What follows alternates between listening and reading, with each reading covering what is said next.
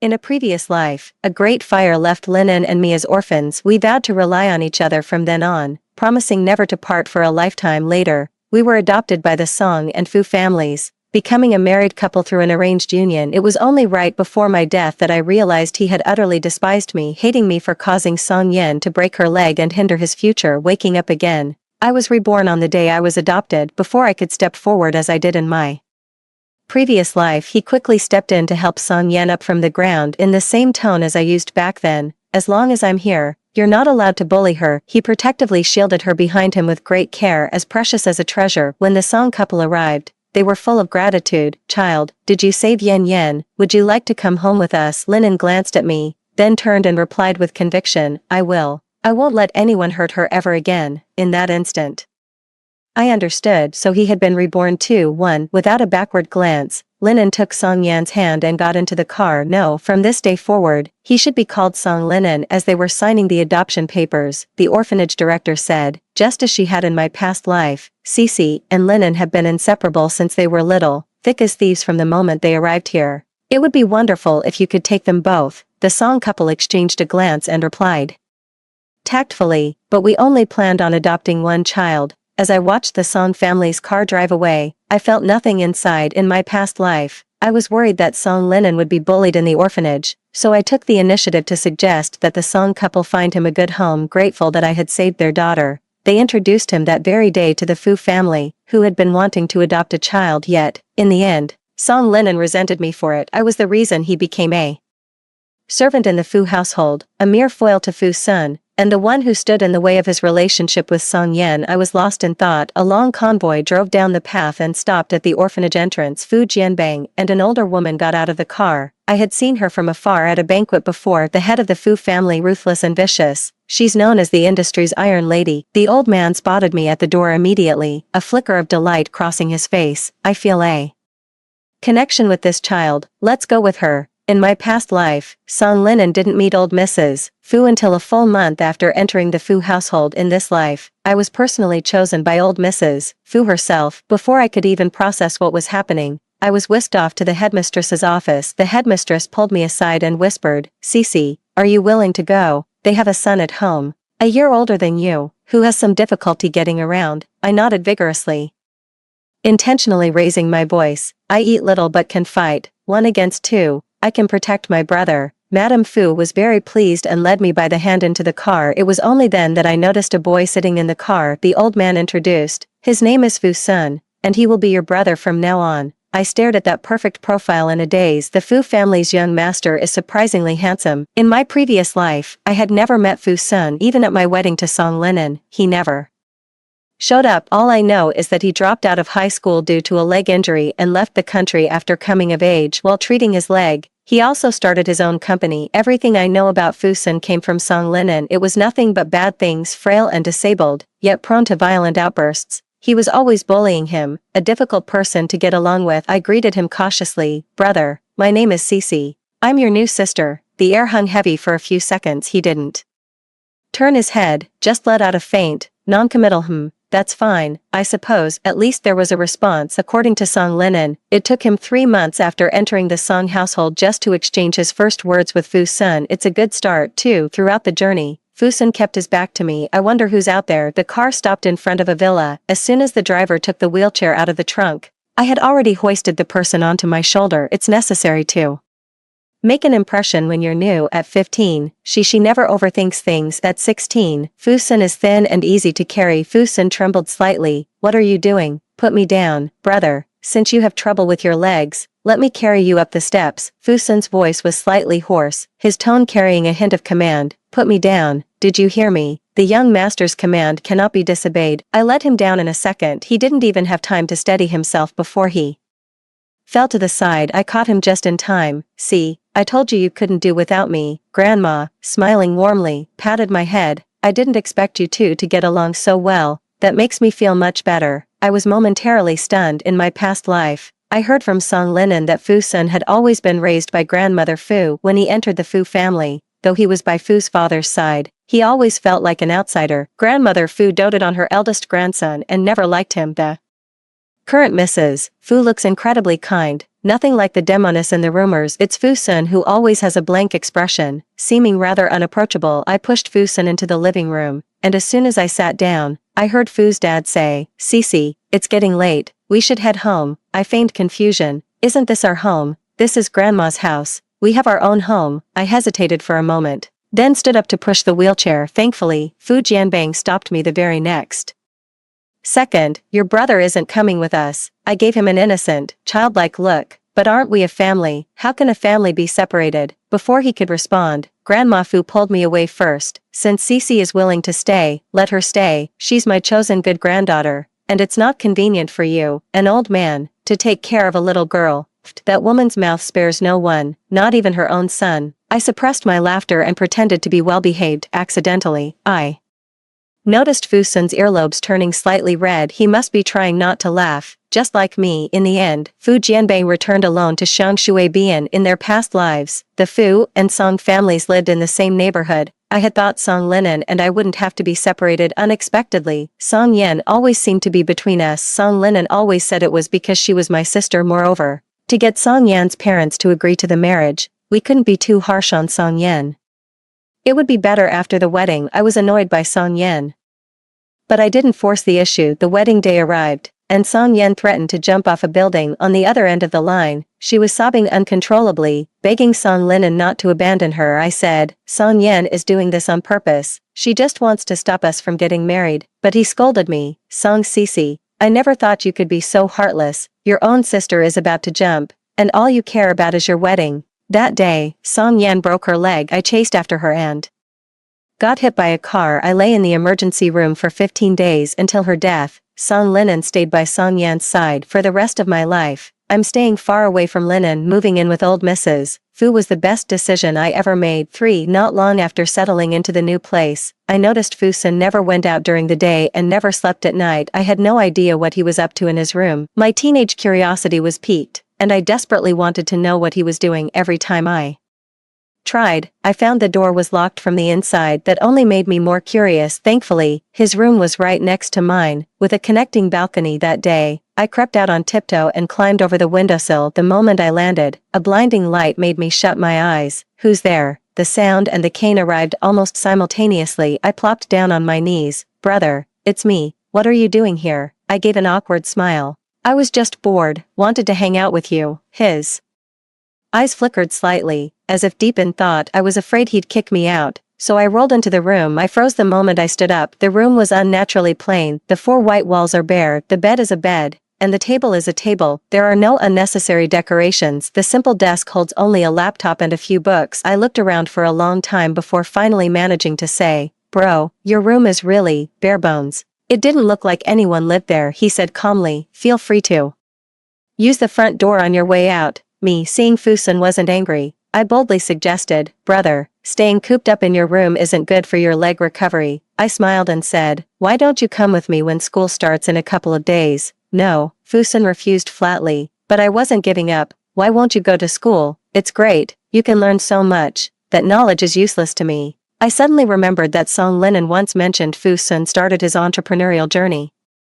after coming of age. Although he never attended college, he doesn't know any less than others. Whether or not he went to school didn't really affect him much. However, staying home for a long time has indeed prevented his legs from getting effective training. In the end, he could no longer stand. Fu-sun's disability was not congenital. It was caused by a car accident. He and his mother were in abroad several years ago. His mother tragically passed away, and he was left disabled as a result. Later, he was secretly sent back to the country and has been kept at home ever since. I rephrased it. Staying at home is so boring. Going to school can help you make a lot of friends. I don't need friends. Still cold and indifferent. Now I truly understand what it means to cast pearls before swine, and a particularly stubborn one at that, for I spent the entire summer delivering fruit and milk to Fu-sun's room every single day. I tried to get him to go out for a walk. He remained unmoved. Time flew by, and the start of the school term arrived. Just like in my previous life, I enrolled in an international school, familiar place, but with a new identity. Grandma took Fu-sun to send me to my new school. I took the opportunity to suggest again, "Brother, let's go to school together. It's really boring going alone." "Alright, still coldly rejected. Although Grandma did all the talking along the way, Fu-sun remained silent. Just before getting off the car, he added quietly, "Call me if anything comes up." I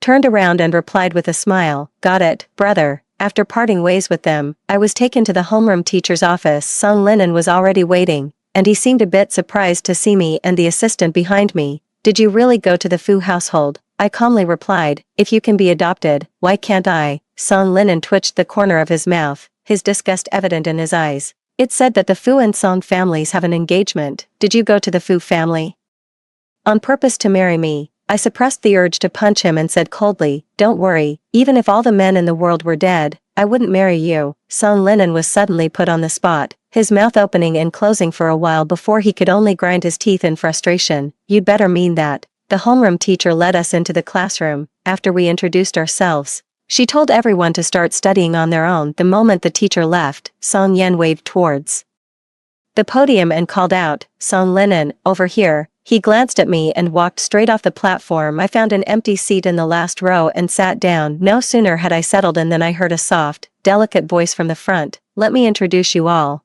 This is Song Linen, the new child our family has adopted." Song Linen lost his parents when he was very young. It's truly heartbreaking. I genuinely consider him family. I'd appreciate it if everyone could look out for him from now on. If he ever falls short in any way, please be understanding. Given his difficult background, in my previous life, Song Yen introduced me like this. At that time, Song Linen thought she was warm and friendly. He also said that Song Yen was much easier to get along with than the child from the family that adopted him. But Song Linen's expression now seems to lack the appreciation he once had. A faint blush colored his cheeks as he awkwardly tugged at Song Yen's sleeve. "Didn't we agree not to talk about our relationship at school? I was worried someone might pick on you since you're new here. I thought it was necessary to let everyone know up front." Song Yen looked up at him. "You've helped me before. I wanted to help you too." Her gaze was exceptionally clear and sincere, making it impossible not to believe her true feelings. Song Linen remained silent. He probably doesn't know yet. Song Yan's innate sense of superiority made her treat anyone new to the Song family with an air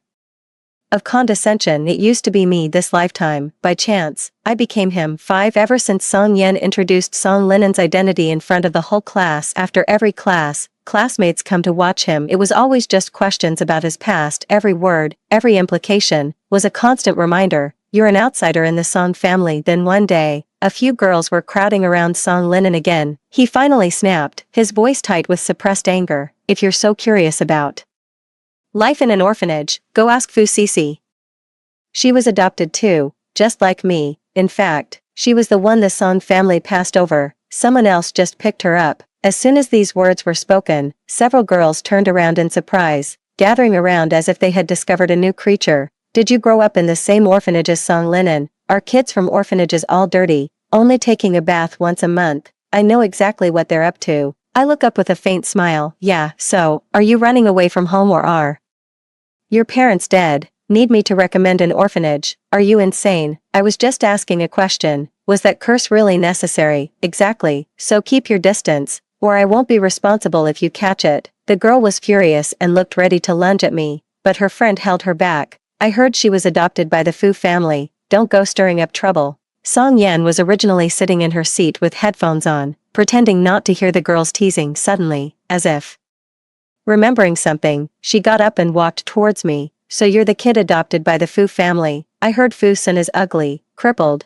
and has a terrible temper. Is that true?" "So ugly and crippled." "Crippled, yes, but ugly. If he's considered ugly, then there are no handsome men in the world. As for his bad temper, it's true he pretty much ignores people." I was just about to argue back when I heard a girl nearby chime in. "Hey, Song Yen, didn't your family arrange a marriage alliance with the Fu family generations ago? So, you're telling me you're supposed to marry a cripple?" The moment the words were out, Song Yen panicked, terrified that others would get the wrong idea. "How could I possibly marry him? Our family saved the Fu family's life. Even if it's a marriage alliance, they should find the most outstanding match for me." "But, I heard the Fu family line has only one male heir per generation." Song Yen. Song Linen suddenly rushed to the back row. "How can you marry into the Fu family? It's obvious you only have eyes for me." He stopped mid-sentence. Everyone looked over in surprise. Song Yen also stared at him, wide-eyed, not one to shy away from stirring the pot. I drawled, Seems your relationship is complicated. Song Yan instinctively moved a little to the side. Song Linen realized that his previous behavior had been slightly inappropriate. He leaned close to Song Yan's ear and whispered, "I'm just worried you might be deceived. I've heard that the Fu family's young master is violent and obsessive. Definitely not a good match. You forgot that I promised our parents I would protect you for a lifetime." 6. I've heard words like that before in a past life. A great fire consumed the home I shared with Song Linen and his family. The flames raced up from the floor below. In a moment of crisis, my mom hid me and him in the safe room at home. The last thing my mom said was, "You've grown up together. And you must always take care of each other no matter what happens." The outside world was instantly cut off. The space was too small, and we had to press tightly against each other. No heat waves, no thick smoke, just an eerily silent darkness. We survived, yet we became true orphans. On the day we were sent to the orphanage, Song Linen held my hand and said, "No matter where we are, I will protect you. I promised Auntie that I would guard you for a lifetime." 7. On Friday after school, I went to the bookstore near my school to buy exercise books. As soon as I came out of the bookstore, I saw Fu Sun lying on the ground from a distance. Upon closer inspection, I noticed a few boys watching from the side. A sense of dread washed over me, and I hurried over. "Haven't you met him yet? This is the famous young master of the Fu family, Fu Sun," Song Linen said with a sneer. "What's the use of all that money if you can't even pick yourself up after a fall, Song Linen?" I rushed over and shoved Song Linen aside. "Bro, are you okay? Did you get hurt?" "I'm fine." I helped Fu Sun into his wheelchair, then turned to leave, but Song Linen stopped her. "Fu Cece, how long have you been in the Fu family to learn how to be a sycophant? You really haven't changed at all." I held back for a few seconds, but I couldn't help it. "You haven't changed either. With more cunning than ability, only daring to bully those weaker than yourself," I chimed in, mimicking the kind of line you'd hear from a domineering CEO in a novel. "My brother is being generous by not holding this against you. Do you really think you'd last another second in this city otherwise?" "You," Song Linen's face flushed crimson with anger. "Did you just call him brother?" Song Yan had appeared behind him at some point. "So you're Fu Sun?" Her eyes lit up when she saw him as her gaze traveled downward. A look of surprise and pity flickered across her face. "It's not that I feel sorry for Fu Sun, but rather for myself." Song Linen nervously pulled Song Yan behind him. "Stay away from him. His whole family is cunning. Be careful of retaliation. I think you're the one who should stay away from us. Even a scammer wouldn't pull something like this. If I catch you bullying my brother again, I definitely won't let you off." I wheeled the chair around and left without another word. I didn't give him a chance to retort. After all, young me was quite reckless. Even if I said something too harsh, it fit my character. On the way back, I was still replaying my performance in my head. A faint, ghostly voice whispered in my ear, "You think I'm weaker than him too, huh?" It was only then that I snapped out of it. "It's over. Young Master Fu must be feeling inferior. People with disabilities are very sensitive. How could I have forgotten that?" I curved my lips into a smile, my expression earnest. "Brother, you're not weak at all. In every way except your legs. You're 100 times stronger than him. I'm sure if you worked out regularly, your arms would be more developed than his calves."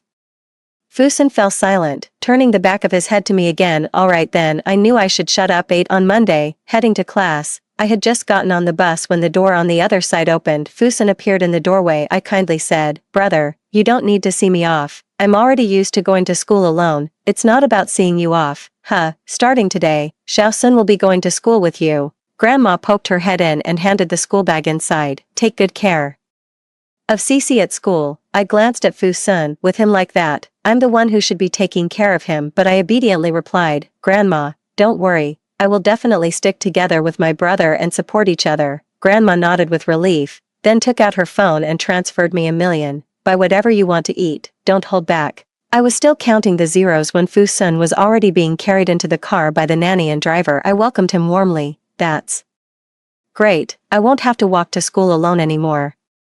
Fu Sun was a year older than me, yet we were in the same class and even shared a desk. It was probably because Grandma was worried, so she had him held back a grade on purpose. The good part was, I could ask him for help with all sorts of questions. The downside is that Song Linen seems to have set his sights on him. He keeps passing by, making sarcastic remarks. Within a day, everyone knew a handsome guy had transferred into their grade, but he was a cripple. No one knew Fu Sun was the young master of the Fu family, and they treated him as a new object of interest. Fu Sun had difficulty walking and had no friends at school, so I became his full-time wheelchair driver. I accompanied him wherever he went. One day after school, Fu Sun said he needed to use the restroom. I pushed him to the door and grabbed a classmate for help. He'd been waiting at the door for 10 minutes and still hadn't come out. I walked to the door and called out a few times, but there was no response. I felt a sudden pang of anxiety. Don't tell me he fell down the toilet. I remember seeing a news story about someone who suffocated after falling into a septic tank. That thought sent me rushing into the bathroom, but then I heard a familiar voice from inside. Fu Sun, do you know what I hate most about you? It's this aloof, holier-than-thou attitude of yours. But I still have to thank you. If it weren't for you, how could I have a second chance? I was stunned. Could it be that Song Linen's rebirth is because of Fu Sun? Could it be that Fu Sun also reincarnated? What are you talking about? Fu Sun's voice remained calm. Stop pretending. You clearly weren't attending school before. So why are you suddenly back? Classmate, we don't seem to know each other well. It was like hitting a cotton ball. Song Linen was furious, seeing the situation turn sour. I rushed in without a second thought. Song Linen, I told you. If I ever see you bullying my brother again, you'll regret it. I charged in too fast and lost control for a moment. Song Linen cried out in pain and was knocked to the ground by me. You're protecting him like this, but the Fu family won't give you a single cent in the future. You're just the nanny they hired, I retorted. And you're the free bodyguard the Song family found. Cece, it smells so bad here. Can you take me away? Only then did I notice Fu Sun's delicate expression, as if receiving a signal. I became even more determined. Brother, don't be afraid. With me here, no one will dare to bully you. On the way back, I didn't dare to speak. I was afraid of touching a nerve with Fu Sun, so he wouldn't help me with the math problem. I didn't expect him to speak first. Am I just useless? It was dim inside the car. Meeting his gloomy expression, I curved my lips into a smile. How could that be? You're amazing, big brother. You can solve any problem I can't just by glancing at it. You'll definitely help me get into Jing University with you, right? He paused before saying. But if someone bullies you, I can't protect you. Then I'll protect you, I said with clear, earnest eyes, enunciating each word. From now on, you handle the brains, I'll handle the brawn. You point, I'll punch. It's settled then. We sealed the promise with a pinky swear. 9 In my past life, because of Song Linen, I chose a third-tier university near his school. In this life, with Fu Sun's guidance, I successfully got into Jing University, and he was also directly admitted to Jing University. The Fu family hosted a graduation banquet for us. The Song family also came at the banquet. Grandma publicly announced she was giving me 10% of the company shares as my graduation gift. Song Linen couldn't believe it, muttering over and over, how is this possible? How could an adopted daughter possibly receive shares? In truth, the Fu family has never shown favoritism. The only reason they weren't allowed into the company was to push them to realize their potential. Father Fu had long planned to hand over the management of several subsidiary companies to him after his marriage. Fu Sun has his own online ventures, so Song Linen is destined to be the primary manager of the group in the future. Yet, all Song Linen could see was the unfairness of it all. In this life, Song Linen believed he had the ability to foresee the future, allowing him to secure resources in advance and avoid repeating past mistakes. He didn't study hard. He performed normally in the college entrance exam and got into a third-tier college near my school, and 3 years of high school life did indeed make Song Yen develop feelings for Song Linen over time. To be in the same school as Song Linen, she willingly gave up her chance to study abroad and enrolled in the same school as him. Unimaginable. In her previous life, the proud Song Yen would have sacrificed her future for Song Linen. What's even stranger is that in this life, the Fu family did not bring up the matter of an arranged marriage, as if the previous generation's arranged marriage never existed. It seems that true love takes precedence over arranged marriages. 10 Just when I thought everything was falling into place, Song Linen has appeared again. At the beginning of my senior year, Fu Sun and I joined a specialized training class. It had only been a little over a year since I last saw him, but Song Linen seemed to have aged several years. He somehow got hold of my class schedule. He was always waiting outside my classroom right before mealtime.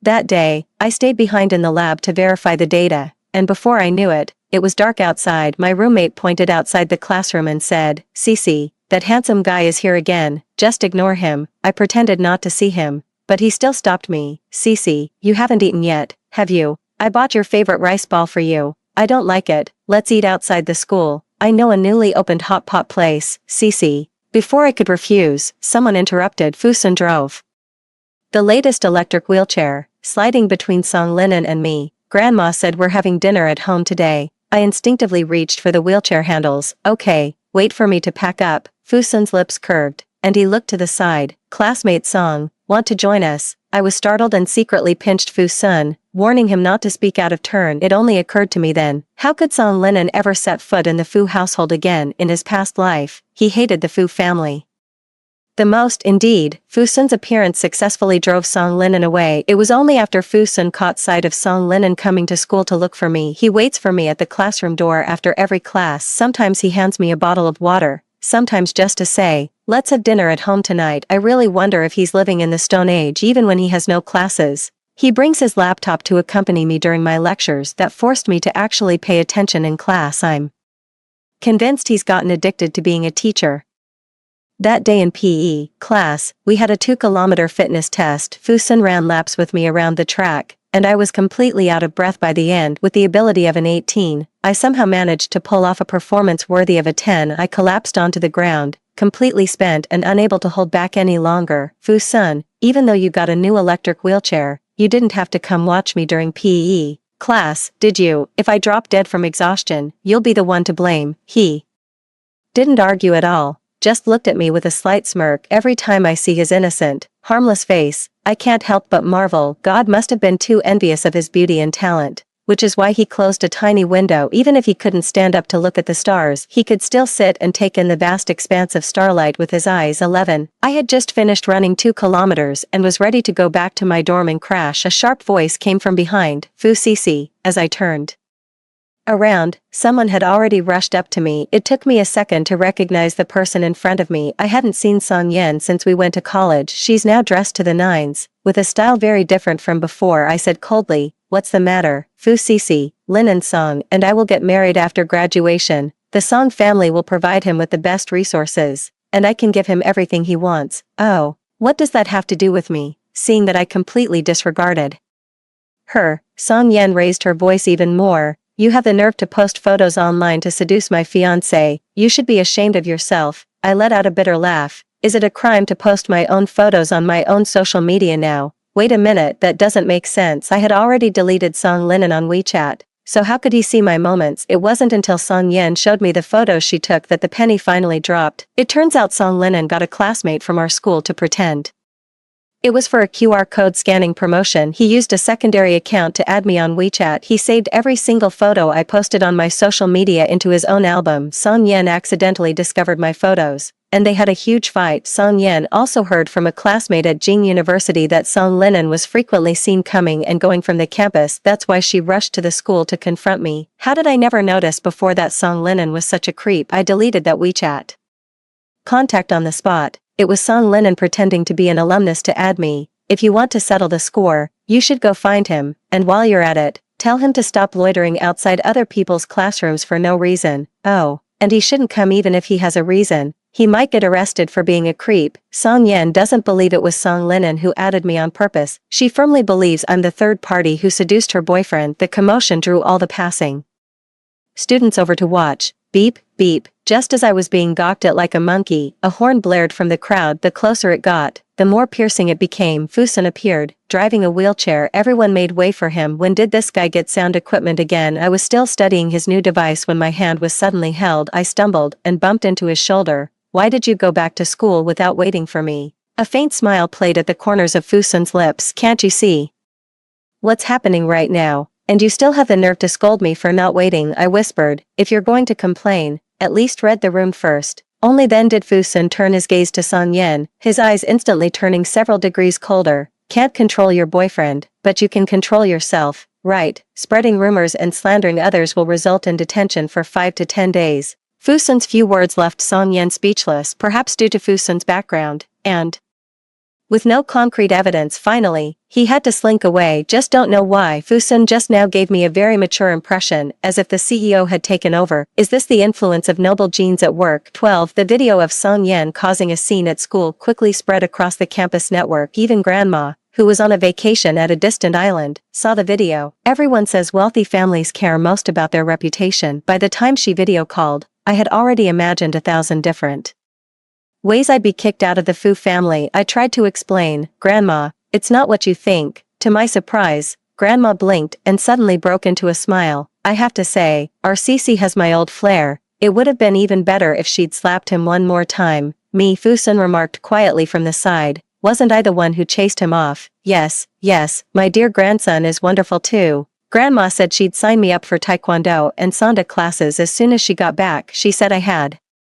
real potential. Fusun was right there, fanning the flames. I think they're really underestimating me. I'm obviously very strong. To stop them from continuing their discussion, I took matters into my own hands and forcefully sent Fusun to the bathroom. After a brief moment of peace, I heard the doorbell ring. I was puzzled. Usually, Grandma's house never receives outsiders, and the servants are all on leave. Who could be coming at this time? Just as I was about to open the door, I saw the face displayed on the monitor. My hand immediately retracted, and I turned to leave. He just went ahead and entered the code. I almost forgot. Song Linen used to be part of the Fu family. Of course he'd know the passcode. Song Linen, this is breaking and entering. I'm calling the police right now. I snapped at him, but Song Linen patiently explained. I was away on a company retreat. I came back as soon as I saw the video. Since you know you've caused trouble, go back and take care of your own affairs. Song Yen is just a lunatic. Mentioning Song Yen, Song Linen's brow unconsciously furrowed. I never intended to marry her. It's all her own wishful thinking. Don't believe a word she says. I don't want to listen to his nonsense. This has nothing to do with me. Please leave my house. Song Linen suddenly grabbed my hand. Cece, weren't we so good together before? I remember you said you wanted to be with me forever. Have you forgotten all that? I broke free from his grip. Are you insane? Get out of here now, or I'm calling the police. He suddenly laughed. Fu Cece, you came back too, didn't you? You weren't the least bit surprised when I opened the door with the code. Looking back now, you started avoiding me from the very day we were adopted. Why didn't you tell me? I met his resentful gaze and said coldly, wasn't this your own choice? So, Song Linen believed that simply by being with Song Yen, he could claim the Song family fortune, but he didn't realize the Song couple were no fools. The so-called shares promised to him were in name only. Their assets had already been privately notarized, and all of it would belong to Song Yen alone in the future. Song Yen had been pampered since childhood and often threw tantrums. Her words also carried an air of superiority with such a strong sense of self-respect. How could Song Linen endure this kind of intentional or unintentional humiliation just as Song Linen was forcing himself on me? Song Yen suddenly appeared with a knife, looking like she was ready to kill at any moment. I knew you'd come looking for her. Song Yen, have you lost your mind? Song Linen stepped forward and snatched the knife away. Stop this nonsense. Get back home, now. I went crazy because of you. You were the one who started it all. I gave up a good university for you, and even had my parents give you their shares. Now you're telling me we're not getting married, all because of her. Song Yen cried her heart out, collapsing to the ground suddenly. She lunged at me. I was completely unprepared. I was knocked into the pool. Song Linen can't swim and was shouting frantically nearby. All I felt was water rushing into my body. As my consciousness faded, I felt someone lifting me out of the water and pressing. I coughed violently, my body already drained of strength. Then I was carried upstairs. As my vision cleared, I saw a departing figure that looks like Fu Sun. The water had soaked through his clothes, making them cling to his body. He looked so tall and imposing. Wait, hold on a second. Did he just carry me upstairs? Am I dreaming, or is my brain not getting enough oxygen? I was wide awake now. I got straight out of bed and followed him. Fu Sun is chopping something in the kitchen. Fu Sun, I couldn't help but call out to him. Why are you up? Wait while I make some ginger soup. Your leg. He paused for a moment, then turned around with a feigned look of surprise. Just now, in a moment of urgency, I got so excited that I jumped into the water, and to my surprise, my leg was healed. A leg that had been crippled for over a decade, and a sudden shock healed it. If I'd known it was this easy, I should have just thrown him in the water back then. 13. That night, Fu Sun called the police. The home security footage proved Song Linen's unlawful trespass and Song Yan's attempted murder. Both were taken away. The incident became common knowledge. By the next day, everyone in the circle knew. The Fu and Song families completely severed ties. Along with this exposure came the revelation of all the shady dealings the Song family had been involved in over the years. In the past, many corporations only maintained their cooperation with the Song family out of respect for the Fu family. Over the years, the Song couple had completely squandered the goodwill and connections their ancestors had built up. Now, they're finished for good. My world is finally peaceful. 14. Fu Sun's extra. The first time I met Cece was when I went with my mom to the orphanage we sponsored. Back then, when Cece had just arrived at the orphanage, she was bullied by a group of kids. I thought she would cry and go looking for the director. To my surprise, she got up and gave all the kids surrounding her a good scolding. I was immediately impressed. The second time I saw her, I had already lost my mother and broken my leg at that time. I was completely consumed by grief, and my relationship with my father had become terribly strained. Cece chased away the kids who were mocking me and comforted me. She even gave me a lollipop. That spark was just like when we first met. I mustered the courage to ask her name. She said her name was Lennon. Years later, I learned that my father was planning to adopt a child. I specifically called out the name Lennon. Only later did I realize that was the name of her childhood sweetheart. She only gave the wrong name because she was afraid of getting scolded by the dean for the fight. Later, I went abroad, starting a business while also rehabilitating my leg. The doctor said my leg is gradually recovering, and I can try to stand up, but for some reason, I just can't stand up. When I learned that Cece had an accident, I rushed back home immediately, but I was still too late. I knew I couldn't beat Lennon, so I arranged to meet him at the mountain peak. I was determined to drag him to kowtow and apologize to Cece. However, when I woke up, it felt like I had been reborn. I convinced my grandmother to go to the orphanage and pick up Cece. I said he was a very important friend who had protected me. When I saw her again, I was incredibly nervous. I was terrified of making a bad impression. I spent the whole journey staring out the window, which left me with a sore neck all evening. That day, she climbed through the window into my room, and it was absolutely adorable. She asked me to go to school together, but I was scared and refused. I was afraid she would see my weaknesses and want to stay away from me. Later,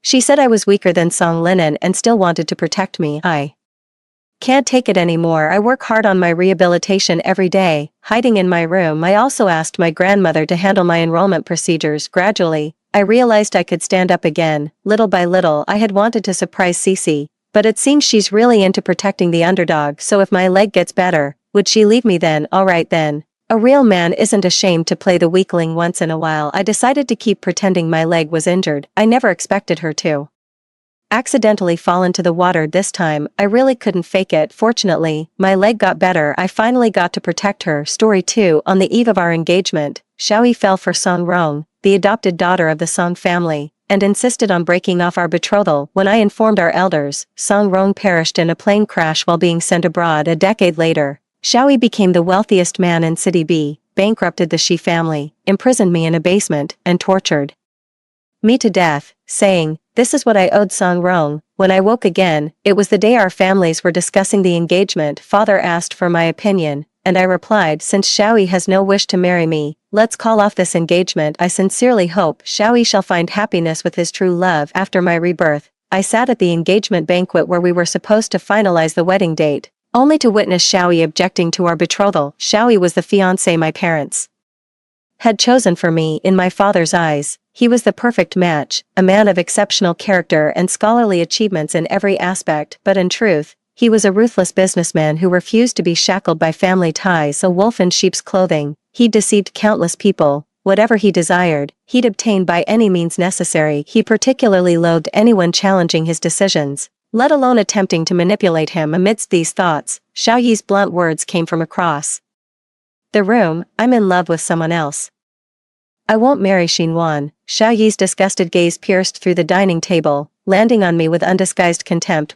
So he actually despised me this much. How foolish I was in my past life. In my previous life, I dismissed Xiaoyi's words. I knew aristocratic alliances wouldn't crumble over one man's objections, addressing only the Xiao parents, uncle and aunt. "I hope you can resolve this matter promptly to avoid delaying the important date." Thus, Song Rong was sent abroad by her family, only for the plane to crash, claiming her life. Xiaoyi and I proceeded with our wedding as planned, marking the beginning of the Shi family's tragedy. In the beginning, Xiaoyi performed exceptionally well. My father held him in high regard and entrusted him with most of the authority. Later, Xiaoyi somehow drained the Shi family's resources completely. Unable to bear the shock, my father suffered a fatal heart attack. My mother, consumed by grief over my father's passing, soon followed him to the grave. Left alone to endure Xiaoyi's vengeance, I watched as he lashed himself daily with a leather whip in the basement. He took particular pleasure in tormenting me in bed, reveling in my desperate pleas for mercy. When I couldn't endure it anymore, my helpless clawing at his back only provoked him to intensify his brutality. My tears delighted him. He saw them as penitence for the death of Song Rong. Later, deeming such punishment insufficient, he began pouring salt water onto the whip marks or forcing me to soak in alcohol baths. Most days I went without clothes, as Xiaoyi sought to strip me of my dignity. Those memories cut deep. Meeting Xiaoyi's gaze, I instinctively shrank back. Collecting myself, I turned to my parents and said, "If Xiaoyi refuses to marry me, Then let's call off the engagement. Our family never forces anyone's hand, and I'm certainly not lacking in potential fiancés besides Xiaoyi. That said, I sincerely hope that Xiaoyi may find true happiness with the one he loves. Uncle and aunt, if there's nothing else, we'll take our leave now. The moment I stepped out of the private room, there was Song Rong waiting nearby. How clingy can you get? Couldn't even wait a second. I ignored Song Rong and let my parents leave first. Sure enough, Song Rong caught up and declared triumphantly, Xinwan, brother Xiaoyi is mine, know your place. Before I could say anything, Song Rong's tone shifted again. Sister Shi, I didn't mean to bump into you. Please don't blame me. I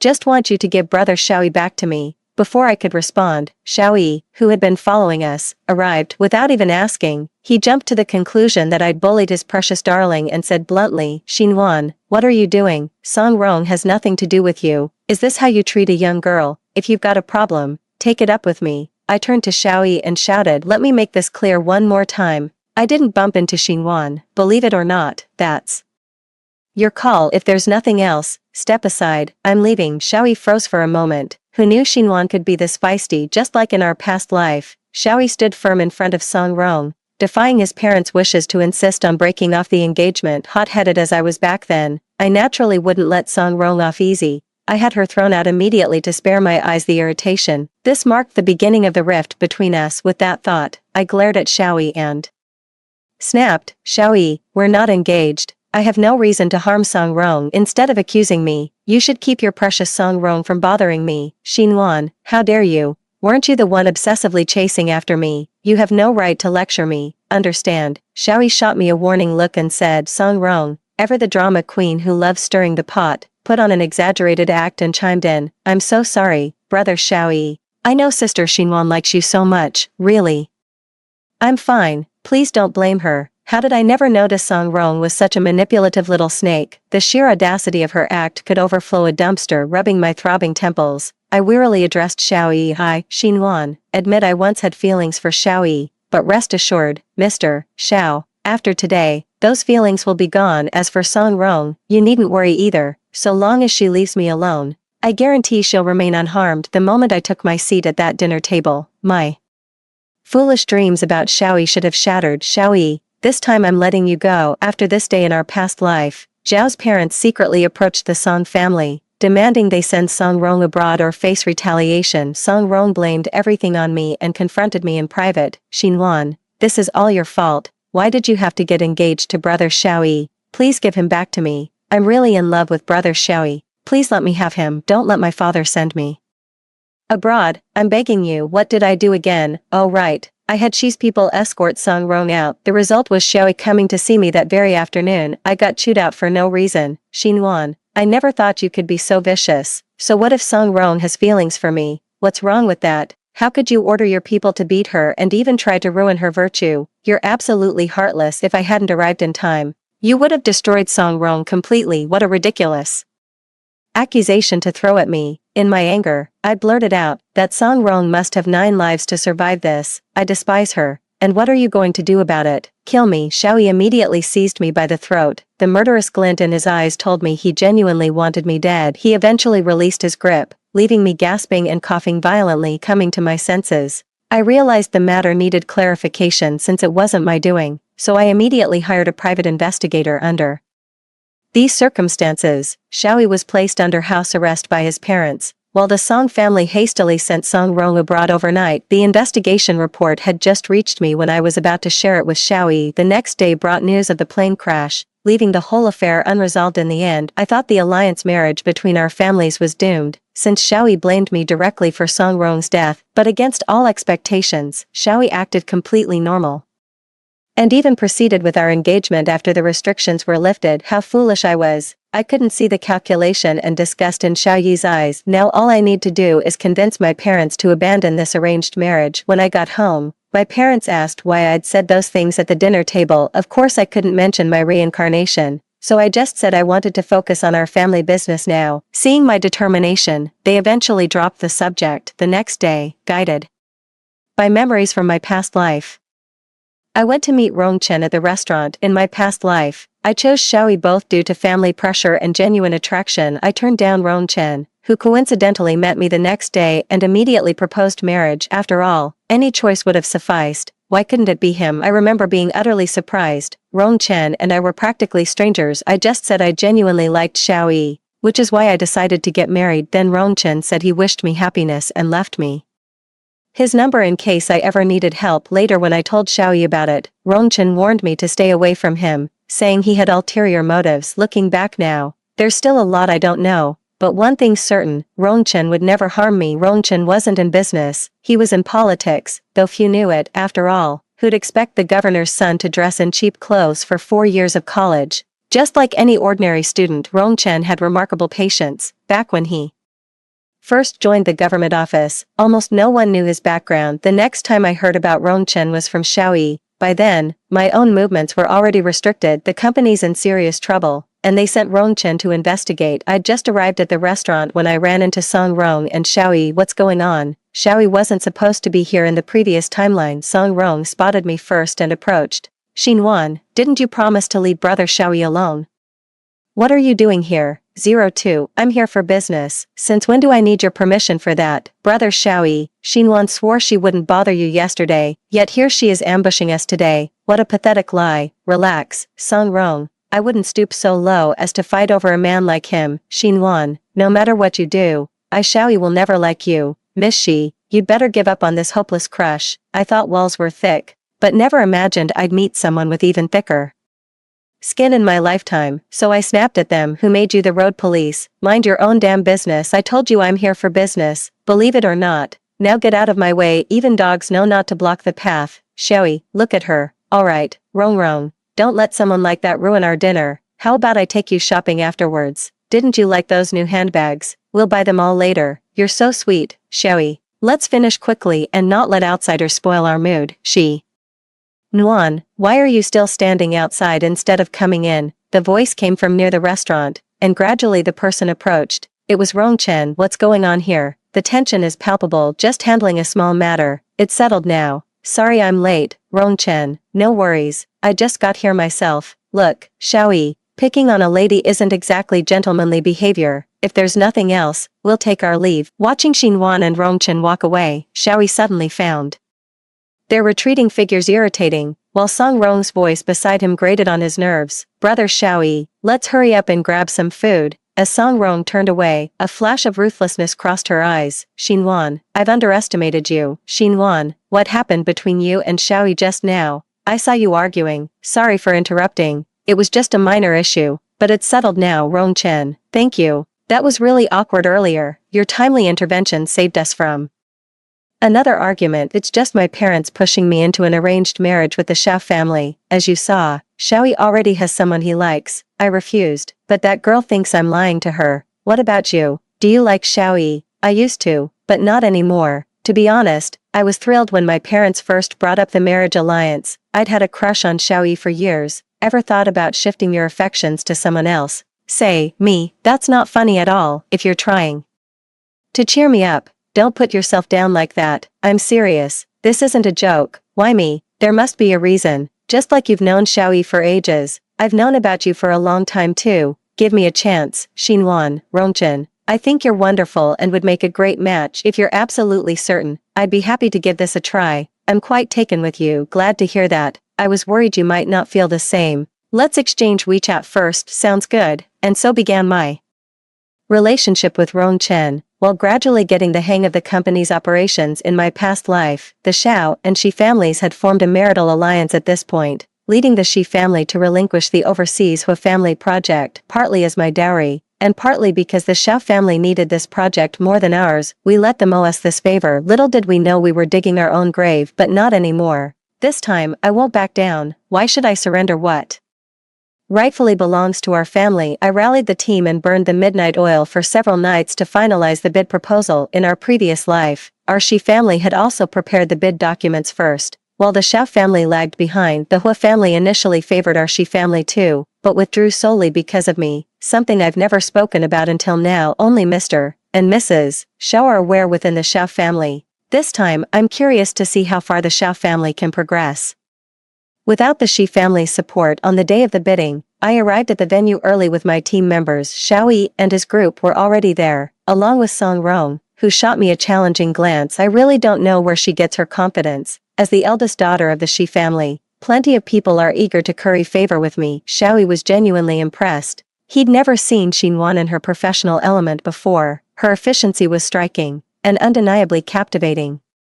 Song Rong caught the flicker of admiration in Xiaoyi's eyes. Fury and panic twisted inside her. How dare his gaze still follow Xinhuan after she'd stolen her identity throughout the bidding process. Xinhuan remained composed. It was Xiaoyi who grew unsettled when witnessing the Shi family's presentation. His calm unraveling, the results confirmed it. The Xiao conglomerate had lost. This wasn't how things unfolded in his past life. Why had everything changed? Xinhuan engaged in gracious conversation with the Hua family representative, with both parties having a remarkably pleasant and productive discussion. Song Rong glanced nervously at the silent Xiaoyi beside her and whispered timidly, "Brother Xiaoyi, are you alright? Please say something. Don't be like this, you're scaring me." "It's nothing. I just never expected this outcome. I underestimated Xinhuan. Let's head back first. It's awkward just standing here." As Xiaoyi and Song Rong drove out from the underground garage, they happened to see Rongchen waiting at the exit with flowers for Xinhuan. Xinhuan emerged with her team and ran joyfully toward Rongchen, visibly surprised, yet her smile was radiantly sweet, a stark contrast to her usual professional aloofness, carrying a hint of girlish shyness. In their past life, Xinhuan had treated him this way too, but after their marriage, he saw this side of her less and less. At this moment, a pang of regret struck him. He felt like he'd lost something precious. Leaving an emptiness in his chest, Song Rong clung nervously to his arm, noticing the faint melancholy in Xiaoyi's eyes, a look meant for Xinhuan alone. No, absolutely not. She'd fought too hard to secure Xiaoyi, her golden ticket into high society. She wouldn't let Xinhuan ruin this opportunity. If she couldn't secure it, then removing the obstacle would be the obvious solution. Outside the venue, Xinhuan spotted Rongchen and hurried over in surprise. "Rongchen, what brings you here?" "I knew today was your bid result announcement. If you succeeded, I came to congratulate my girlfriend on her triumphant victory. If I hadn't succeeded, I'd just be here to cheer up my girlfriend. That way you wouldn't feel so heartbroken. But seeing how happy you are, I'd say you got exactly what you wanted. You guessed it, I won. But honestly, seeing you makes me even happier. Rongchen, you're so good to me. That's because I've always known Xinhuan is just like this, so of course you'd succeed. I'm free for the rest of the day. Wanna go on a date, boyfriend? At your service." After the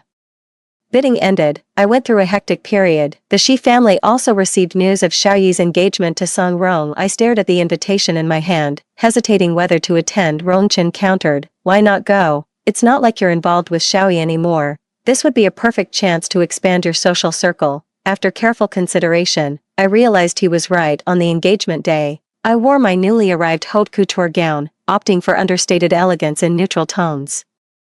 To avoid upstaging the bride the moment she stepped in, Song Rong eagerly rushed forward to greet her. "Xinhuan, you came. I thought you weren't going to show up." 3. Song Rong, "Don't worry about me stealing your Xiaoyi Gij. I said I'm done with him, and I meant it. Miss Shi, you'd better keep your word instead of staging this charade to make me jealous." Xiaoyi's voice came from behind, laced with a sharp edge, just like in our past life when I reminded him to take care of his health during overtime. He snapped at me to mind my own business. Who was he putting on this hypocritical act for? The way he outright told me to get lost was exactly the same. I turned around and replied politely, "President Xiao, rest assured I won't chase after you like before. I deeply apologize for all the trouble I've caused you." Xiaoyi felt no joy upon hearing Xinhuan's calm reply, only a growing restlessness in his heart. In a fit of pique, he dragged Song Rong around to toast the guests until their entrance. When the wedding announcement began below the stage, Xinhuan remained composed, even chatting cheerfully with several executives. Xiaoyi stared down at Xinhuan, his grip tightening unconsciously as Song Rong repeatedly cried out in pain. Unheard, he remained distracted throughout the ceremony, barely going through the motions when exchanging engagement rings. For some reason,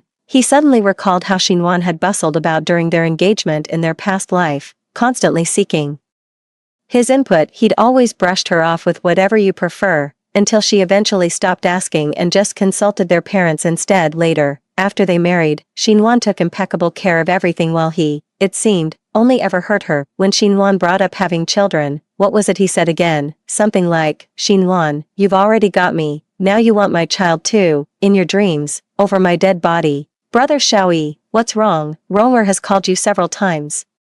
But you won't answer me. Now that he'd finally married the woman he'd longed for in his past life, why did he feel so hollow instead? I got lost in thought for a moment. Sorry about that, Rong, let's head down. Near the end of the event, Song Rong tracked me down again. Unbelievable, even after I'd bolted from the hall, she still managed to pinpoint my location. Song Rong, I thought I made myself perfectly clear. Why are you still haunting me like this? Xinhuan, I'm begging you, could you please stop showing up around Xiaoyi from now on? Stop interfering with our relationship. What's this nonsense again? Is Song Rong out of her mind? Why should I avoid you guys when I've done nothing wrong? I couldn't be bothered to entertain Song Rong's ridiculous question and just walked away. To my surprise, Song Rong grabbed my hand and said, I'm pregnant, Xinhuan, I'm begging you. I shook off her hand and said deliberately, what's that got to do with me? Song Rong, unlike you, I don't see men as my lifelong crutch. Think about that. Easy for you to say, Xinhuan, you're an only child who's had everything handed to you. Not like me, I've had to fight for every scrap.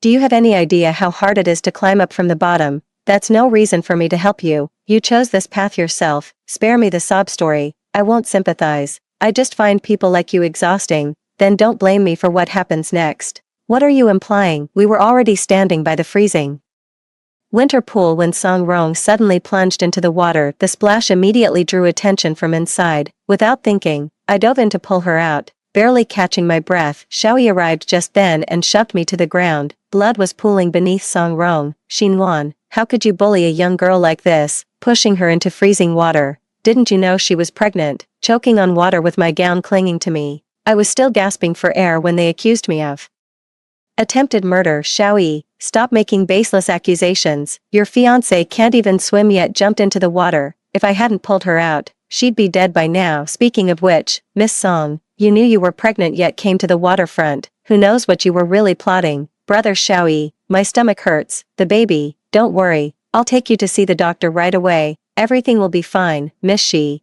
You better pray that mother and child are unharmed, or you'll have me to answer to. I've done nothing wrong. Relax, I've already requested the surveillance footage. You should take her to the doctor first. Fortunately, the child's fine. The security camera was positioned too far away. It only captured their argument. Then Song Rong fell into the water, thrashing about. I dove in immediately to rescue her. Xiaoyi watched the video in uncharacteristic silence, though he couldn't pinpoint why. Whatever, as long as I prove my innocence, that's all that matters. If there's nothing else, I'll take my leave. I thought everything could be considered settled at this point. But I was mistaken. After several months of dating, Rong Chen and I both agreed we were quite compatible. Then on a beautiful moonlit night, he proposed to me while playing my favorite piano piece. Though it did sound vaguely familiar. Overjoyed, I accepted Rong Chen's proposal amidst everyone's blessings. Right at that moment, Song Rong showed up at my door again. When I asked what was wrong, she looked visibly haggard. Sister Shi, I'm so sorry, this was all my fault. I shouldn't have impersonated you. Please beg Xiaoyi to show mercy and spare my family. I don't want anything anymore. I just want my family to be safe. I'm completely lost here. Explain it clearly, or how can I help you? After Song Rong's halting explanation, I finally understood the whole story. Back in my college days, I happened to rescue Xiaoyi from drowning. Logically speaking, how could a grown man be afraid of water? It wasn't until we got married in my past life that I learned Xiaoyi had been kidnapped as a child, along with other wealthy heirs, but that other kid was too stubborn. Instead of showing submission, he kept bossing the kidnappers around. The kidnappers eventually lost patience and drowned him by holding his head underwater, a traumatic scene Xiaoyi witnessed firsthand, haunting him well into adulthood. He developed such a phobia of large bodies of water that he never learned to swim. I just happened to save him by chance. But since I was in a hurry to leave, I made sure he was okay before taking off. That's exactly when Song Rong stepped in to replace her. No wonder, in her past life, she always thought their relationship came out of nowhere. Last time, Song Rong was so fixated on framing me that she completely overlooked this crucial detail. So Xiaoyi's reaction last time was off. But how did he even know it was me? Watching Song Rong trembling with her baby bump showing, I simply couldn't bring myself to speak harshly to a pregnant woman. All I could tell her was to go home first. I'd talk to Xiaoyi myself. Rong Chen stood nearby, asking if I wanted company. I shook my head and told him I could handle it. You're not still hung up on him, are you? I shook my head, wrapped my arms around his waist, and buried my face in his chest. After a moment, I whispered, I just feel a bit sentimental. How could someone I once adored so deeply turn out like this? For Rongchen ruffled my hair. The world is ever changing, and that's beyond your control. Wait, you can play piano, how come I never knew that? Learned it long ago, just rarely played after high school. Let me tell you something, don't take it the wrong way, go ahead, I'm listening. Do you know why I fell for Xiaoyi during my senior year? I went through a rebellious phase. My parents wanted me to apply to universities abroad, but I preferred staying in China for college. This issue caused constant arguments with my parents, and at its worst, I even ran away from home. That's some serious teenage rebellion energy. Don't interrupt, let me finish. Not wanting to go home, I returned to school early. That's when I heard someone playing piano in the music room. The voice was so mesmerizing that I couldn't resist peeking through the window. And that's when you saw Xiaoyi. Not really, I was a bit too far away, and with my nearsightedness and no glasses on, I could only make out a silhouette. But to this day, I still remember how the sunset light streamed through the window, casting a hazy glow on the figure inside, and how shamelessly my heart skipped a beat. How can you be sure that person was really Xiaoyi? Don't laugh, but I paid someone to ask around on the campus forum, cost me a pretty penny too. What piece was he playing that day? Wedding in a Dream. I searched for it forever afterward. Even after we got married in my past life, I never got to hear him play it again. Was there any commotion at the time? Yeah, since I was peeping. First time, no experience. I got spotted and bolted, tripped, and banged my leg in the rush. Still got the scar to prove it. Then I ended up chasing after him, and by some twist of fate, I saved him, but never got to talk to him. Regretted that for ages. Did you drop your student ID that day? How did you know? You idiot, you've mistaken someone else for me this whole time. What? You can't be serious. I was actually looking for my grandma and got lost. That's how I ended up in the music room. The school happened to schedule a performance, so I was practicing when I unexpectedly caught a peeping Tom. When I came out, only a student ID was left on the ground. I kept meaning to return it, but nothing ever came of it. I stared at the person before me in surprise. How about I play it again for you now, and you can judge for yourself? Before I could react, the familiar melody played again, transporting me back to that very moment. Only this time, the person in my memories was gazing at me through the piano's frame, intently, tenderly. It fulfilled decades of longing. Turns out, I'd mistaken the wrong person all along. How foolish I'd been. As the music faded, tears streamed down my face. I ran into Rongchen's arms, burying my face in his chest as I sobbed. I'm sorry for making you wait so long. Rongchen, why didn't you say anything? Silly, I just wanted you to follow your heart. Besides, you can't deny you liked Sherry more than me back then. Even though you mistook me for someone else at first, the years you spent chasing after me were genuine. That's why I chose to walk away. So Xiaoyi knew all along I had the wrong person. He's been deceiving me this whole time, basking in my pursuit while trampling on my feelings that I wouldn't know about. All those years watching you chase Xiaoyi around the world broke my heart. I wanted to reach out, but I had no right to interfere. It suddenly hit me how pathetic my past self was. So damn naive, getting played like a fiddle. Xiaoyi, you absolute piece of work. Yet at the same time, I'm profoundly grateful. This time around, I made the right choice. The next morning, with my thoughts sorted, I drove straight to Xiao Corporation to confront Xiaoyi. As expected, I was ushered in with great courtesy. Xiaoyi sat on the couch, completely unsurprised. You're here, have a seat. Let's not mince words or beat around the bush. Why are you targeting the Song family? Just because Song Rong deceived you? Don't forget she's still carrying your child. So, what exactly are you here to say today, Miss Shi? Asking me to spare the Song family. Xiaoyi looked at me with a smile and said, it's not entirely impossible. Break up with Rong Chen and get engaged to me. Then I'll let the Song family off the hook. I laughed in exasperation, convinced he was out of his mind, then stood up and walked away without another word. I'm done with this. Let them make a scene if they want. I'm bowing out. It was never my business to begin with. Seeing Song Rong's belly stirred memories of the child I'd lost in my past life, and pity got the better of me. Why wade into this mess? Isn't life complicated enough without inviting trouble? Before I could reach the door, someone yanked me back. Caught off guard, I stumbled straight into his arms. Xiaoyi tightened his grip around my waist as his voice came from above. Ainwan, let's start over. My body froze momentarily. That was what he used to call me in our past life. I must have misheard. Ainwan, I regret it. I never should have gotten engaged to Song Rong, but thank God we're not married yet. There's still time to fix this. There's no mistaking it this time. He definitely called me Ainwan. Coming to my senses, I struggled to speak. Xiaoyi, if you're sick, go see a doctor. Stop hovering around me. the moment you rejected me at our engagement party. Any chance between us died. You were the one who told me to stay away. Nobody is obligated to revolve around another person. I'm exhausted from chasing after you all these years. Please, just let me go." Xiaoyi snapped back at me, "After being so infatuated with me, how could you possibly move on so easily? I don't buy it." I slapped him across the face and snapped, "All these years, just one glance back, even a single look, would have kept me waiting. But you never did. You're the one who pushed me away. Now you regret it." Too late. He tried to embrace me, but I dodged, afraid he'd see through my act. "The show must go on. I'm sorry, Anyuan, I know I messed up. Please give me one more chance. All these years, I've given you countless chances.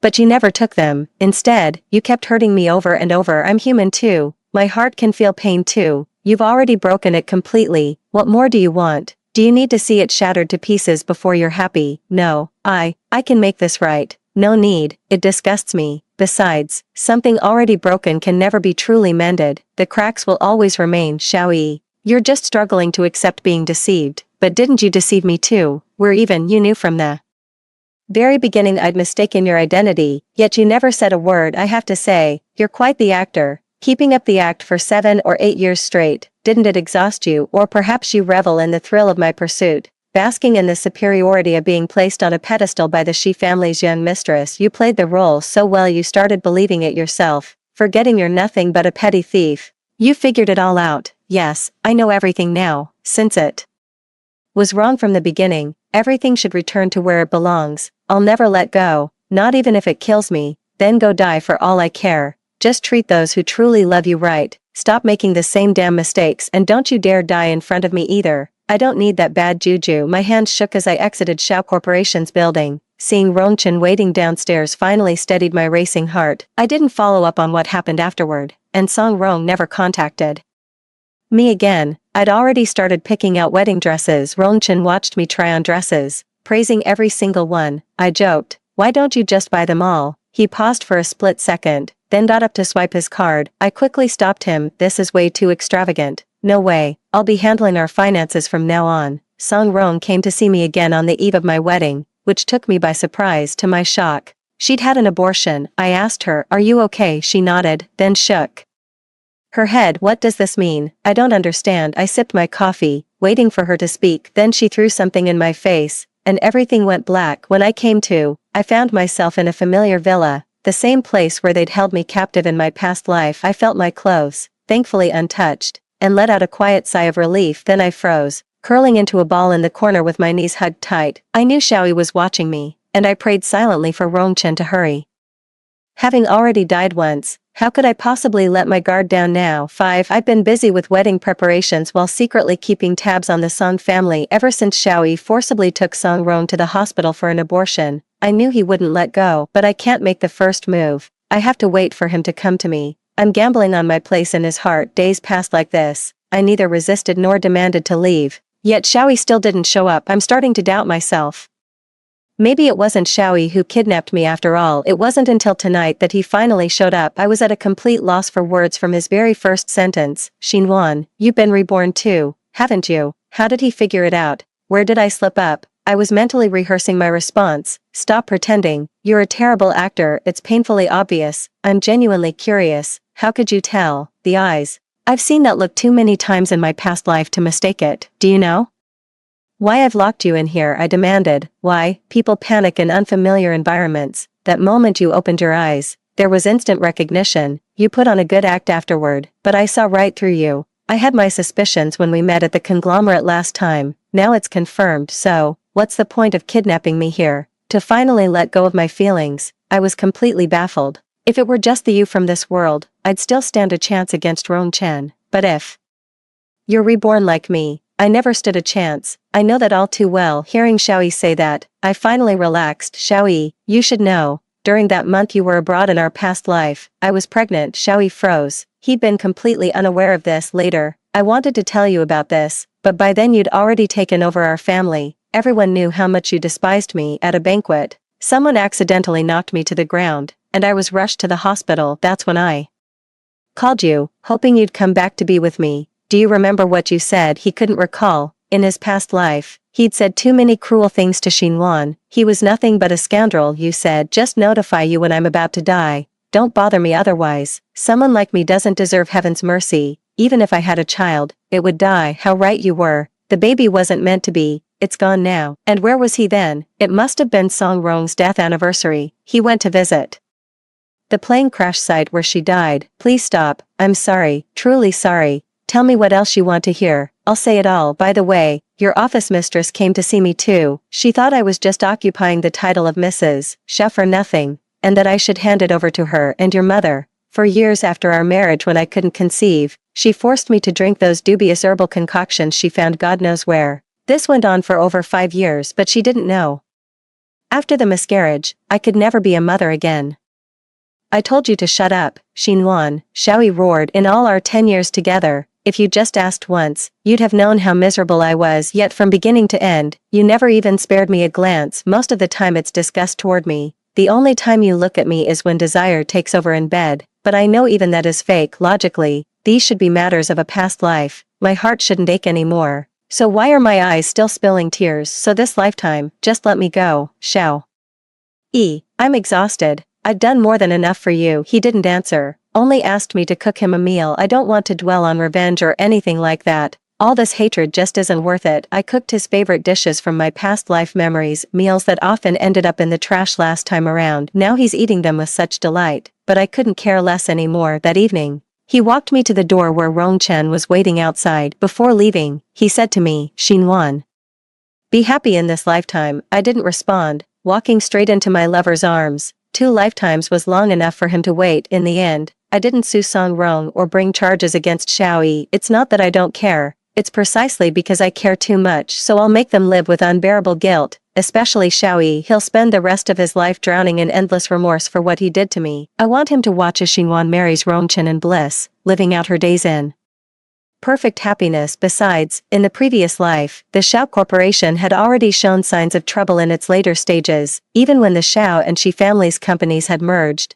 they still couldn't contain the fallout, let alone now with only the Shao family standing alone watching the prey struggle and slowly die. Isn't that process far more entertaining? A few days before the wedding, I sent invitations to the Shao family, but in the end, only Mr. and Mrs. Shao showed up. It wasn't until years after my marriage that I found out Rongchen had been holding a grudge and constantly looking for ways to mess with Xiaoyi. I casually passed some documents to Rongchen. Over the years, Xiaoyi had been handing me projects out of guilt from our past life. Naturally, I accepted them all without hesitation. He owed this to me and our child anyway. No point leaving free benefits on the table. In the end, things played out exactly as I'd hoped. The Shao family suffered massive financial losses from project mismanagement, compounded by embezzlement. The blow crippled them overnight, forcing their exit from the business arena. Rumor has it Xiaoyi will be serving prison time for years. During that time, Xiaoyi wanted to see me, but I refused. Instead, I had someone deliver a message to him. Xiaoyi, you brought all this upon yourself. Stop disturbing my peaceful life. I hope we never cross paths again in this lifetime. As for Song Rong, after leaving Xiaoyi, she latched onto another rich second-generation heir. Though the guy was old enough to be her father and already had a wife. Heard she got beaten up the other day. Serves her right. Today's the big day. I'm getting married. Rongchen played Wedding Dreams for me again at the ceremony. Beaming with joy, I walked down the aisle with my bouquet toward the love of my life. The wedding was live-streamed. As Xiaoyi watched the radiant Xinhuan on screen, he knew he'd never love anyone else in this lifetime because he'd lost his most precious treasure. The kind you can never get back. It was stolen to begin with. Got lucky to hold on to it in my past life, yet didn't treasure it. Isn't it only fair to lose it this time around? He let out a self-mocking laugh that gradually dissolved into tears. Ainwan, I've come to regret it, but you're no longer giving me that chance. Story 2. Lin Xiangyu's whispered love only me made me relive 99 lifetimes for him. On our 98th rebirth, we finally tied the knot, only for him to cheat with his secretary, the story's heroine. In our 2nd year of marriage, mission failed. Cancer claimed me once again. This is the penalty for failed quests. The cruel destiny of white moonlight tropes. An early grave is all I deserve. The protagonist's love story was never mine to rewrite. When love turns to hatred, I activated my final rebirth. This time, I chose to die in the year he loved me most. 1. Give up, host. The system's mechanical tone carried a hint of resignation. You can't alter the original storyline. It accompanied me through 99 rebirths, From initial fervor to the current calmness without a ripple, I said, "I don't want to have any regrets." The only response was the mechanical click of a rewinding clock. A blinding white flash followed when I opened my eyes to a notebook filled with Lin Xiangyu scribbles. I knew I'd been thrown back to my 18-year-old self. This was my final chance to rewrite my doomed fate. After this, even the system will abandon me. When even Lin Xiangyu forgets me, I'll vanish completely from this world. I've tried every possible method, only one remains. I raised my hand and slowly tore the paper before me. A name is the shortest incantation. I've spent my entire life trapped by these three characters. Lin Xiangyu. Perhaps it's time I tried one final solution, to stop loving him. Hello everyone, I'm Sangyu. The female lead, who shouldn't have appeared at this moment, was now standing at the podium, introducing herself as the new transfer student. I spent all my credits on the plot accelerator just to align our three timelines. Our eyes met, and Sangyu flashed me a warm smile. I returned the gesture with a slight nod, when suddenly a sharp pain shot through my chest. I know this feeling of rapid deterioration all too well. The classmate who'd been sleeping through 3 lectures suddenly lifted his head and asked, "Shali, are you having heart trouble again?"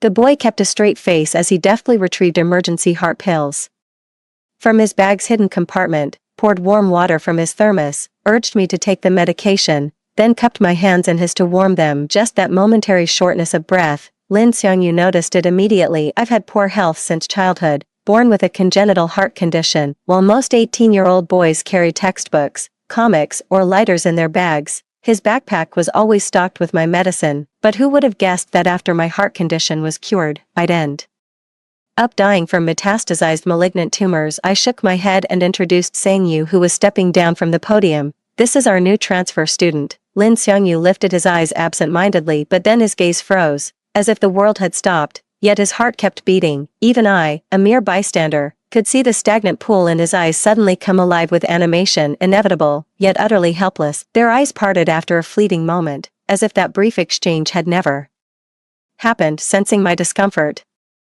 Lin Xiangyu's eyes darkened as he took my hand under the desk. "What's it to me? I don't care about others." I forced a smile and asked him, "Really? Then why are your eyes avoiding mine too?" Lin Xiangyu and I have known each other since childhood. Everyone knew he'd adored only me since childhood, willing to give me everything. My poor health made me realize early that I could never bear children. My body couldn't sustain another life, draining its limited vitality. Childbirth would likely kill me. My doting parents decided to pamper me at home, leaving adoption or spinsterhood entirely to my choice. The Lin family was deeply traditional, placing utmost importance on bloodline continuity. After learning about my circumstances, they never mentioned the arranged marriage again. In families like ours, marriage alliances are typically arranged at a very young age. At Lin Xiangyu's 18th birthday party, I watched helplessly as his mother introduced him to her friend's daughter, biting my lip in silent despair. But the very next day, word got out that the match had fallen through, leaving Madame Lin absolutely furious. At dusk, Lin Xiangyu smiled at me by the back gate of the small garden. I could clearly see the swollen red slap mark on his cheek. Turns out he'd rushed back to the ancestral home last night,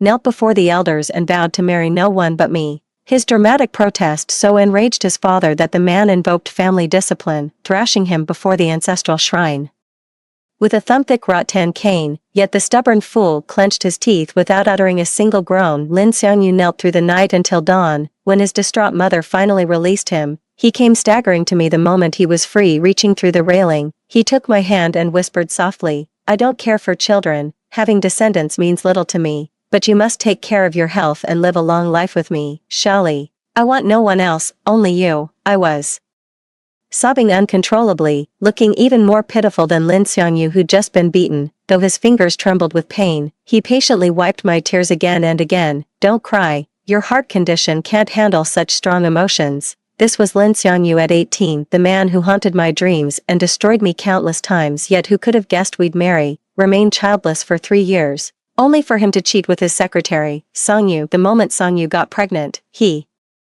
couldn't wait to file for divorce. Even through the phone, I could picture him frowning slightly with that detached expression. "Shali, I need a wife who can bear and raise my heirs." I couldn't speak on the other end of the line. I was hunched over the sink, vomiting blood in violent spurts that bloomed crimson in the water, my whole body reeking of decay and despair. That was the moment everything became crystal clear to me. True feelings are as fleeting as the wind. The white moonlight should be preserved in formaldehyde at her most perfect moment. 3. Shali, wait for me at the door. When I was a child waiting for my driver at the school gate, I was nearly kidnapped by traffickers. Since then, Lin Xiangyu never lets me out of his sight in public. Lin Xiangyu was a competition student who'd stop by the teacher's office every afternoon for extra problem sets. I'd wait outside the office, then we'd walk home together. This routine lasted a full decade. I nodded obediently, but the moment he stepped inside, I turned on my heel and headed straight for the classroom. Sangyu stayed behind in the classroom to study. Since she'd greeted me proactively this morning, she seemed more approachable with me than with other classmates. She looked up with a smile. Shali, why are you still here? I took out Lin Xiangyu's MP3 player from my backpack. I've got an emergency and need to leave. Could you give this to Lin Xiangyu for me? At the mention of that name, a faint blush crept up Sangyu's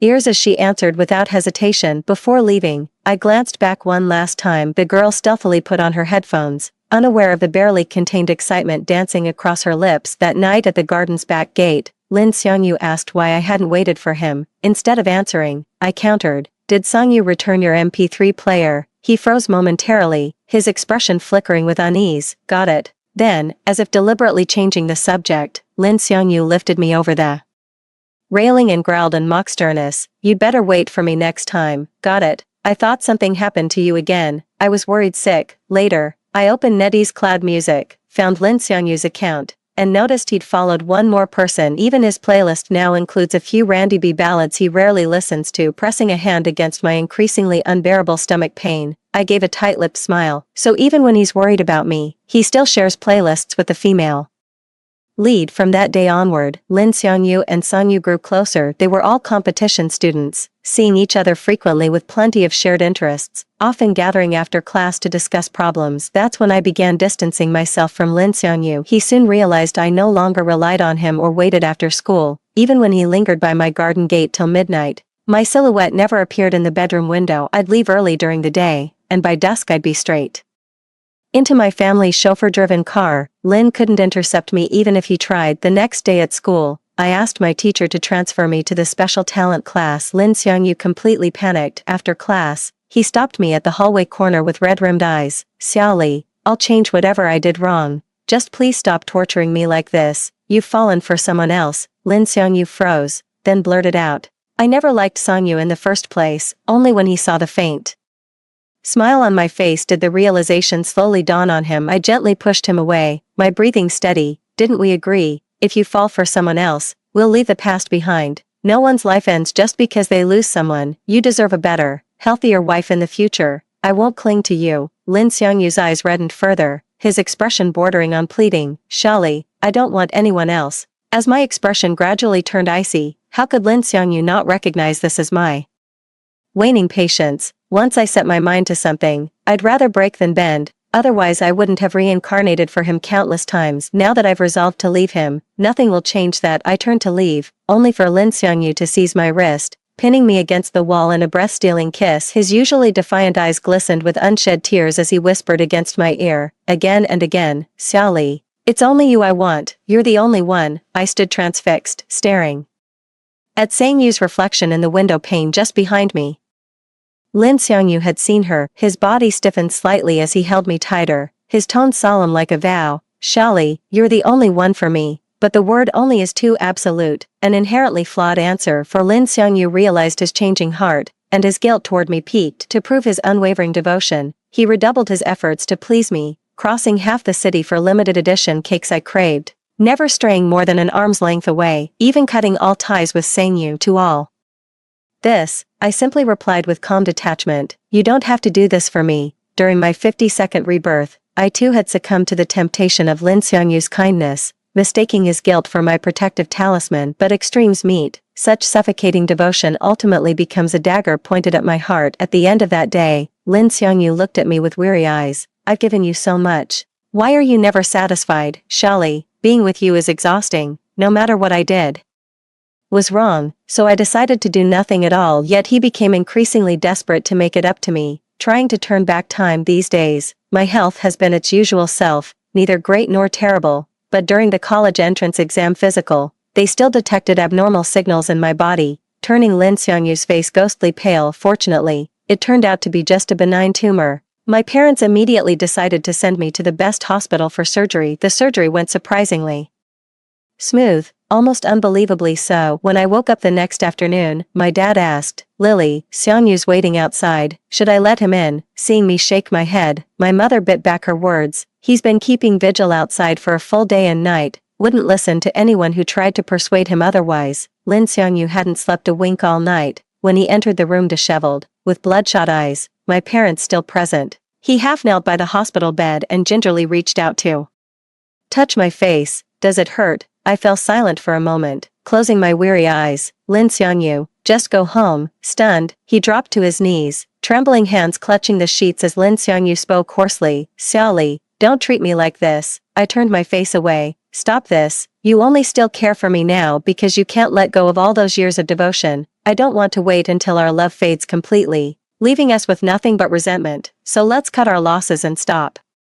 here." Xiaoli. After what felt like an eternity, I noticed a dampness on the back of my hand. When I looked up, Lin Seongyu's face was streaked with silent tears, his shoulders shaking with suppressed sobs. The sole heir of the Lin family, the teacher's favorite, the golden boy in everyone's eyes, Lin Seongyu, who hadn't shed a single tear even when his father disciplined him with rattan canes until his back was lacerated, was now crying. For me, his tears fell onto the back of my hand again.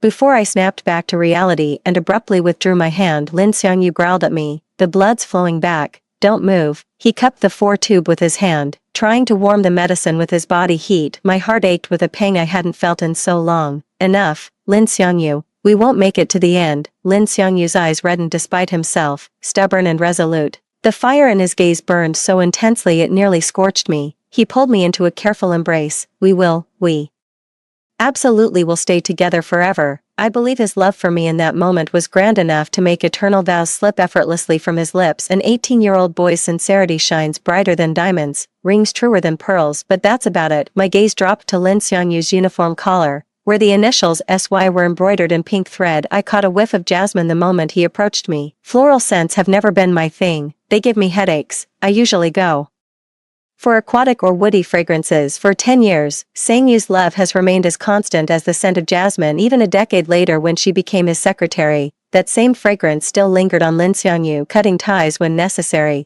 I stood firm beneath Lin Seongyu's shattered gaze, reaching out. I pried his fingers apart one by one. "Don't come looking for me again." 5. Xiaoli. I went to the hospital earlier but you were still unconscious. I saw Lin Seongyu outside your room wearing just a thin jacket in this freezing weather, so I gave him my coat. Lin Seongyu called Sungyu to have her explain the coat situation to me. After hanging up, he looked up at me pleading innocence, but I couldn't be the only one who heard the suppressed hurt in Sungyu's voice. I spoke in a cold tone. "Do you find this amusing? No one forced you to dress like that. No one made you wait outside for me. You're a grown adult with sound judgment. Yet you take your frustration out on innocent people. Is this your idea of fun? I can't stand this side of you. Stubborn, willful, never listening, and always blaming others in the end." Lin Seongyu froze, then slowly lowered his head like a chastened child. I wonder if he's thinking about Sungyu or me right now, but I can't be bothered to dwell on it. I'm exhausted by this endless emotional turmoil. This is my final rebirth, and I won't waste it on someone I've already decided to leave behind. Besides, if this drags on, I'll inevitably end up being the one to blame. Seeing Lin Seongyu's reluctance to leave, I pressed the nurse call button by my bedside to have him escorted out. Then I pulled the covers over my head, unable to bear the fragility in his eyes any longer. True to form, Lin Seongyu ignored my plea. He kept showing up outside my hospital room daily, though never daring to step inside again. 2 weeks later, I was discharged, fully recovered, and returned to school. I'd studied piano since childhood but stayed in regular classes for Lin Seongyu's sake, now transferred to the arts program. My new classroom was in another building where I rarely crossed paths with other students. The teaching building backs onto the school's rear hill, where a grove of peach trees grows. Though it wasn't blossom season, young couples still frequented the spot for secret rendezvous. That evening, I spotted Lin Seongyu and Sangyu from the upper floor, but contrary to my expectations, without me in the way, they actually seemed more distant. Songyu's face flushed crimson as her lips, glossed in apricot pink, parted hesitantly, apparently confessing to Lin Seongyu. But the next moment, Lin shook his head and turned to leave, clutching his hand. Songyu's voice rose uncontrollably. "If you don't like me, why did you carry me to the infirmary when I was sick? Why chase off those thugs harassing me? Why promise to take me stargazing on the back hill?" So the plot had thickened in my absence. Lin Seongyu didn't even look back. Friends do these Things too, you're reading too much into it. Kexiali doesn't like you anymore, and I don't like you either. Just then, the teacher walked over and tapped on the piano. Focus on your own practice. I averted my gaze and resumed practicing the piece I'd prepared for the competition. As the final notes faded, I glanced toward the hills again. Lin Xiangyu had already left, while Sangyu remained standing there, haphazardly wiping her tears with her hands. Sensing my gaze, she suddenly looked up. Our eyes met, her smile mirrored our first encounter, lips curving without reaching her eyes. It felt as though everything was slipping beyond the script's control, but I know the plot will always return to its course. As in all my rebirths, every branching choice ultimately converges to the same destination. No one has the right to call me heartless. 6. I packed my bag and left the music room. Only then did I notice Lin Xiangyu waiting downstairs for me. His Adam's apple bobbed as his eyes reddened uncontrollably. Why didn't you tell me you were back? Nothing worth mentioning about going to school. Lin Xiangyu stood awkwardly before me, his hand twitching several times as if wanting to reach out,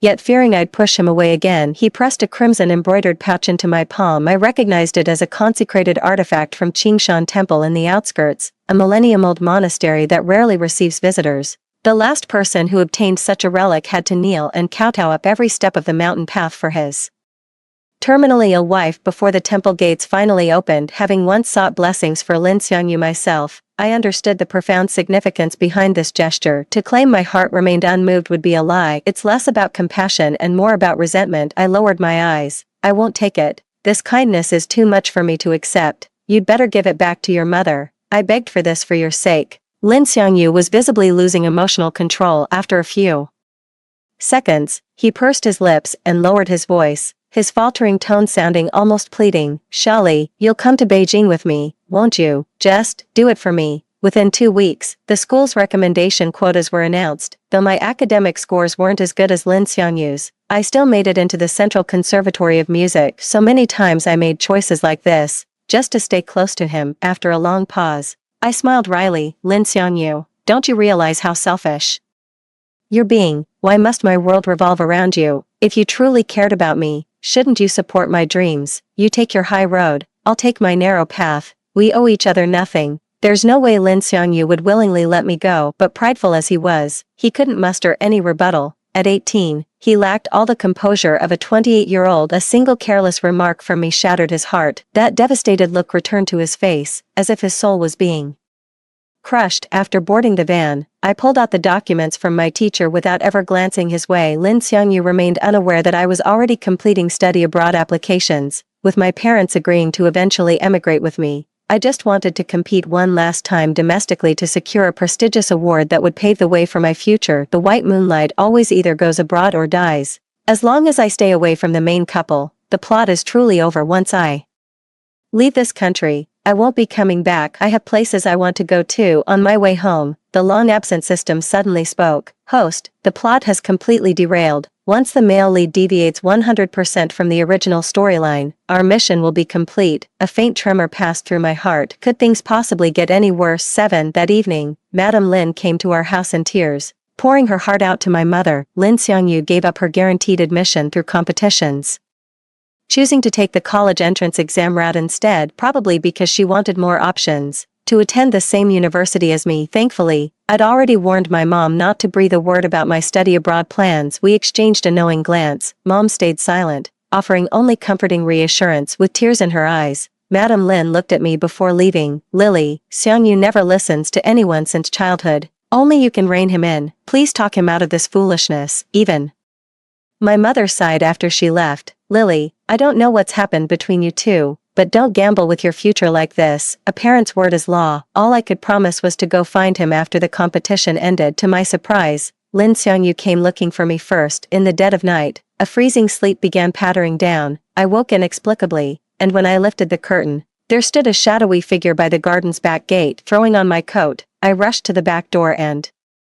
started scolding without a second thought. Lin Xiangyu, have you lost your mind? It's freezing out here. If you want to die, don't do it on my doorstep. Rain or tears streaked his face as he choked out, Shali, I dreamed that after we parted, I married Sangyu and had children. Years later, I only learned from my mother that you'd already died, late-stage cancer. That nightmare keeps replaying. Sometimes you're already gone. Other times I'm holding your lifeless body. The pain, it's like Knives carving into my heart, I couldn't even breathe, I just wanted to follow you into death. His arms locked around me through the railing. For those few seconds, our heartbeats synchronized. What Lin Xiangyu described were events I'd relived through countless rebirths. My heart skipped a beat as I instinctively pushed away his drenched form. Just a dream. With those words, I fled in panic. I dread the resurgence of hope that could alter the plot. I dread hope itself. The greater it grows, the deeper the despair. Lin Xiangyu finally collapsed, burning with fever for 3 days before coming around. Madame Lin said this illness nearly cost him half his life. From that day on, Lin Xiangyu haunted my classroom like a persistent ghost, lingering outside daily. There was a subtle change about him, though I couldn't pinpoint what. Even if I spoke, it would only be to tell him to go back and secure his guaranteed admission.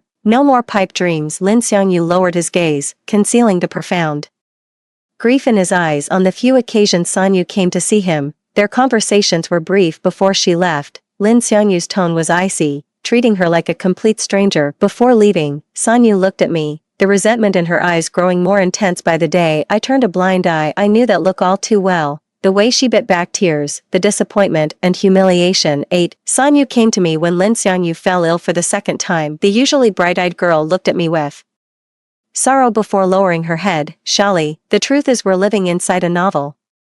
I'm the female lead of this story. Lin Xiangyu must fall in love with me, or he'll die, but you're derailing the original plot, so now he's breaking free from the script's control for your sake. If this continues, he'll die sooner or later, yet he refuses to see me. You don't want to see him die either, do you? That's when I realized, the system never left me a way out. If I stay with Lin Xiangyu, he dies. If we part, I die. No wonder writers always say fate plays cruel tricks, acting as a merciless executioner. It wasn't that I hadn't noticed Lin Xiangyu's declining health. In just a few months, his complexion grew paler, his oversized school uniform hung emptily, and the arms that once carried lean muscle now looked gaunt and skeletal, just like how I used to be. But hearing it confirmed from Sangyu's lips still made my heart clench. After a dazed moment, I collected myself and asked quietly, what was my original ending in the plot? Sangyu hesitated for a few seconds before meeting my gaze. You left the country and never returned. We all moved on to our own happy lives. Had I not been reborn, even I might have fallen for those innocent-looking eyes of hers. I'd long realized this so-called heroine was never the benevolent character she pretended to be. Why else would she cross moral boundaries to carry on with Lin Xiangyu, a married man? Time and again, she'd accidentally send me suggestive texts, constantly implying that in love, the one unloved becomes the outsider. In my past life, the last time I saw Sanyu, she was wearing an elegant little dress while escorting Lin Xiangyu home. Her gaze held the same unguarded honesty then as it does now. She made no attempt to explain their interlaced fingers or the intimate pet names he kept murmuring. But now she's barely in her teens, already shrinking under my stare. I took a quiet breath. Really, I thought white moonlight only shines on the dead. Sanyu's lashes fluttered as she kept her eyes downcast. I just smiled. Sanyu, does your conscience ever ache when you lie? Panic flashed in her eyes at being exposed. According to the original plot, you and Lin Xiangyu could only be together without obstacles after the so-called white moonlight, died. But now not only am I still alive, I don't even want to be with him anymore. So the problem shifts to Lin Xiangyu.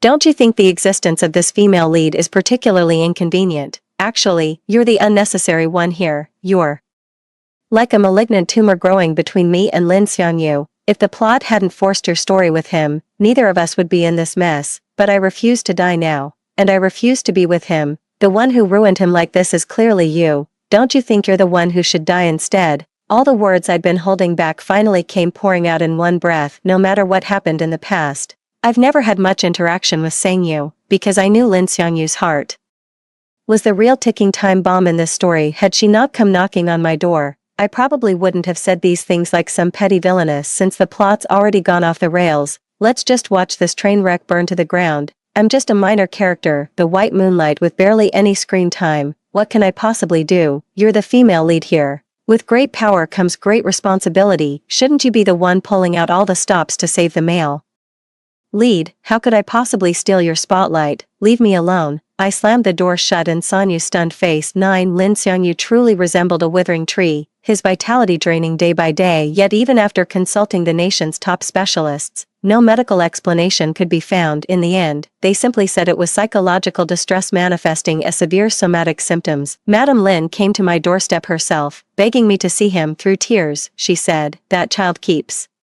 insisting he must break free from this script, or he'll fail you and be the death of you. He'd rather die in your place." That was how I saw Lin Xiangyu again. His gaunt cheeks were paper pale, lying so still on the hospital bed that he seemed breathless in his light sleep. His entire being radiated the aura of someone terminally ill. At the sound of my soft footsteps, Lin Xiangyu's eyes fluttered open as he murmured to Mrs. Lin by his bedside, "I dreamed Shali came to see me." Seeing the sorrow etched on his mother's face, he turned sluggishly toward me standing at the hospital room door. "Shali, am I still dreaming?" Mrs. Lin wiped her tears and discreetly left us alone. I broke the silence first. "Lin Xiangyu, are you really not going to outlive my birthday?" The words may sound harsh, but truth be told, I'm a complete mess inside. Having loved Lin Xiangyu countless times before, how could I possibly resist him now? Lying frail on that hospital bed, especially when it's the 18-year-old version of him who loved me most. We'd agreed it would be me who died. How did our roles get reversed? His eyelids fluttered slowly as his pale lips trembled, finally forming hoarse words after a long pause. "Not dying. I promised to celebrate Shali's birthday. Is that okay? There was a time when we never needed to ask permission. Our bond was such that I'd agree to anything without hesitation. When did someone so proud ever humble himself to dust for another?" Seeing my silence, the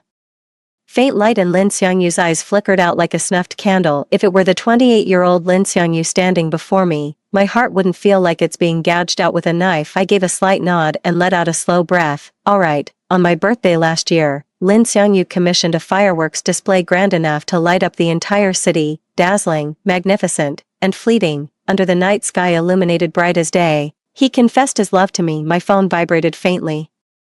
In my pocket, a text from Sungyu. "The less you love Lin Xiangyu, the more he deviates from the plot, and his life force keeps draining away. As the male lead of this world, if the protagonists don't fall in love, this world loses its reason to exist. Only by returning to the original storyline and making him love me will everything truly return to normal." I walked out of the hospital room muttering, "You're insane. Why does this world have to be so unfair?" 10. Lin Xiangyu recovered quickly. He was terrified of passing his illness to me, and even more afraid of missing my birthday. Lin Xiangyu anticipated it more eagerly than anyone else, so much so that on my birthday, he couldn't wait to knock on my door, insisting we watch the once-in-a-lifetime meteor shower. Little did he know, we've watched this once-in-a-millennium meteor shower together 100 times over. The mountaintop was heavy with night dew, scattered with sparse stars as I counted down to the meteor shower on my rocky perch. Though merely a finger's breadth apart, Lin Xiangyu and I might as well have been separated by the Milky Way. His phone rang when the countdown reached 10 minutes. I caught a fleeting glimpse of the character saying Lin Xiangyu initially hung up once, but the calls kept coming in rapid succession. In the final minute, as he was about to power off in frustration, I calmly remarked, "What if she's got something urgent to tell you?" Lin Xiangyu hesitated for a few seconds before putting the call on speaker in front of me. Songyu's trembling voice came through the speaker. "Xiangyu, my dad's drunk again. He knocked my mom out and now he's banging on my door. I'm so scared. Please come help me." The violent pounding on the door was clearly audible as she spoke. The heroine remains the heroine because she rose from the mud yet kept her spirit bright and hopeful. Had I not accidentally seen the financial aid application in the office, I would never have known that Sungyu grew up in a household shrouded in darkness and hardship. No wonder Lin Xiangyu used to frown at me with accusation in his eyes. "You have everything, while Sungyu only has me. Why must you compete with her? Men always pity the more vulnerable woman." Lin Xiangyu stared fixedly ahead, his gaze unfocused. He spoke in a hoarse voice. "Call the police. I'm not a cop. How am I supposed to save you?" After hanging up, Lin Xiangyu's breathing grew noticeably ragged. I could tell he couldn't stay still any longer. With just 1 minute left on the countdown, Lin Xiangyu suddenly looked up from her phone and took my hand. "No meteor shower tonight," she said. "Let's head back." I chuckled softly and nodded in agreement. The winding mountain road was treacherous. Lin drove with reckless urgency, missing several sharp turns where I bumped against the door, and failing to notice the meteor shower that had just begun. He drove me home and left in such a hurry that he didn't even greet my parents. I knew Lin Xiangyu was going to find Sungyu. With Sungyu suffering so deeply, there was no way he could remain indifferent. If only he knew. Not only did he miss the meteor shower, but the love of his life passed from a heart attack after he left. I can't imagine how devastated he must be. This is my revenge against him after countless rebirths. 11. During the timeline's collapse, I've accumulated substantial system points. When I checked the store, the total surpassed all 99 of my previous rebirths combined. I redeemed the most expensive item,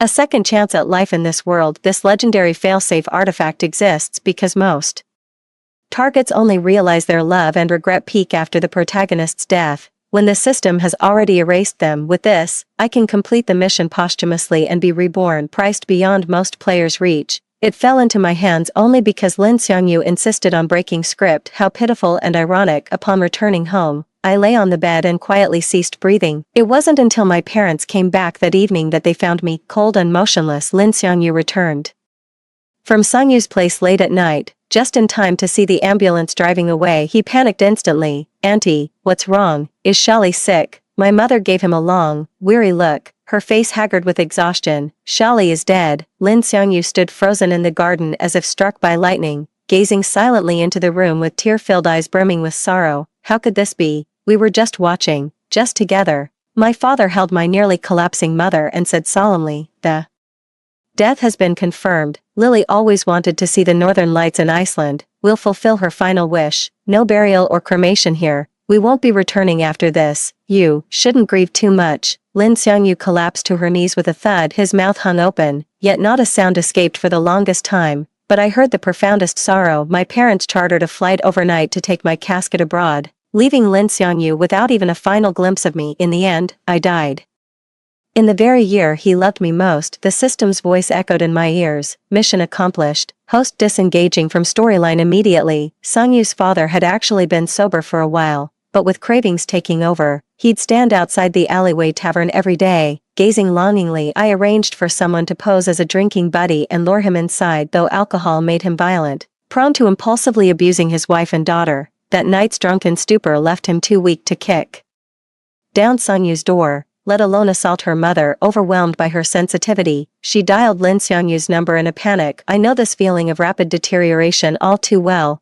What would Lin Xiangyu think of Dai Mei? He'd probably loathe himself, and resent Sangyu even more for making us miss the once-in-a-lifetime meteor shower. Sangyu was no longer the indelible mark branded over Lin Xiangyu's heart. One remains forever haunted by the unattainable desires of youth. A month later, the scheduled text message I'd set up was delivered to Lin Xiangyu's phone. "Happy New Year. It's been 18 years since we first met. How have you been? Right now we're actually waiting for the meteor shower together. You're worrying about Sangyu's call while I'm writing this message for you. When the meteor shower begins, I'll make a wish for us to break free from this scripted fate, to live as we choose and love whom our hearts desire. Though Sangyu claims you're the novel's male lead, destined for her, I can't bring myself to walk away first. My heart won't obey. After tonight, I think I'll find the courage to love you properly. Just a few minutes now. A meteor shower this rare must honor sincere wishes. Right, like you promised, we'll be together forever. I love you, always have. If you're willing, take that brave step toward me. Reply T to renew. Nothing cuts deeper than a message from your long-dead white moonlight." Seconds later, a single T came through, then came an endless stream of TS12. No matter how much time passed, Lin Xiangyu would revisit this message obsessively, unable to forget. Truth be told, he never did forget me. Day after day, year after year, he'd treat me like some personal memo pad, flooding me with messages, his lengthy voice notes choked with sobs. I just never replied. Years later abroad, I met a new love, gentle yet resolute, so reminiscent of 18-year-old Lin Xiangyu, yet surpassing him in every way. We married on the church lawn, surrounded by spontaneous crowds of tourists offering heartfelt blessings. Through the crowd, I spotted Lin Xiangyu standing far away, still wearing the scarf I'd knitted him, now frayed and pilled, yet never discarded. Our eyes met, his lips parted wordlessly, gaze shattering like glass. A friend told me they went their separate ways after college. Sangyu and him, fate brought them back together later. But their toxic relationship continued. Lin Xiangyu publicly humiliated her multiple times. In the end, Sangyu couldn't take it anymore.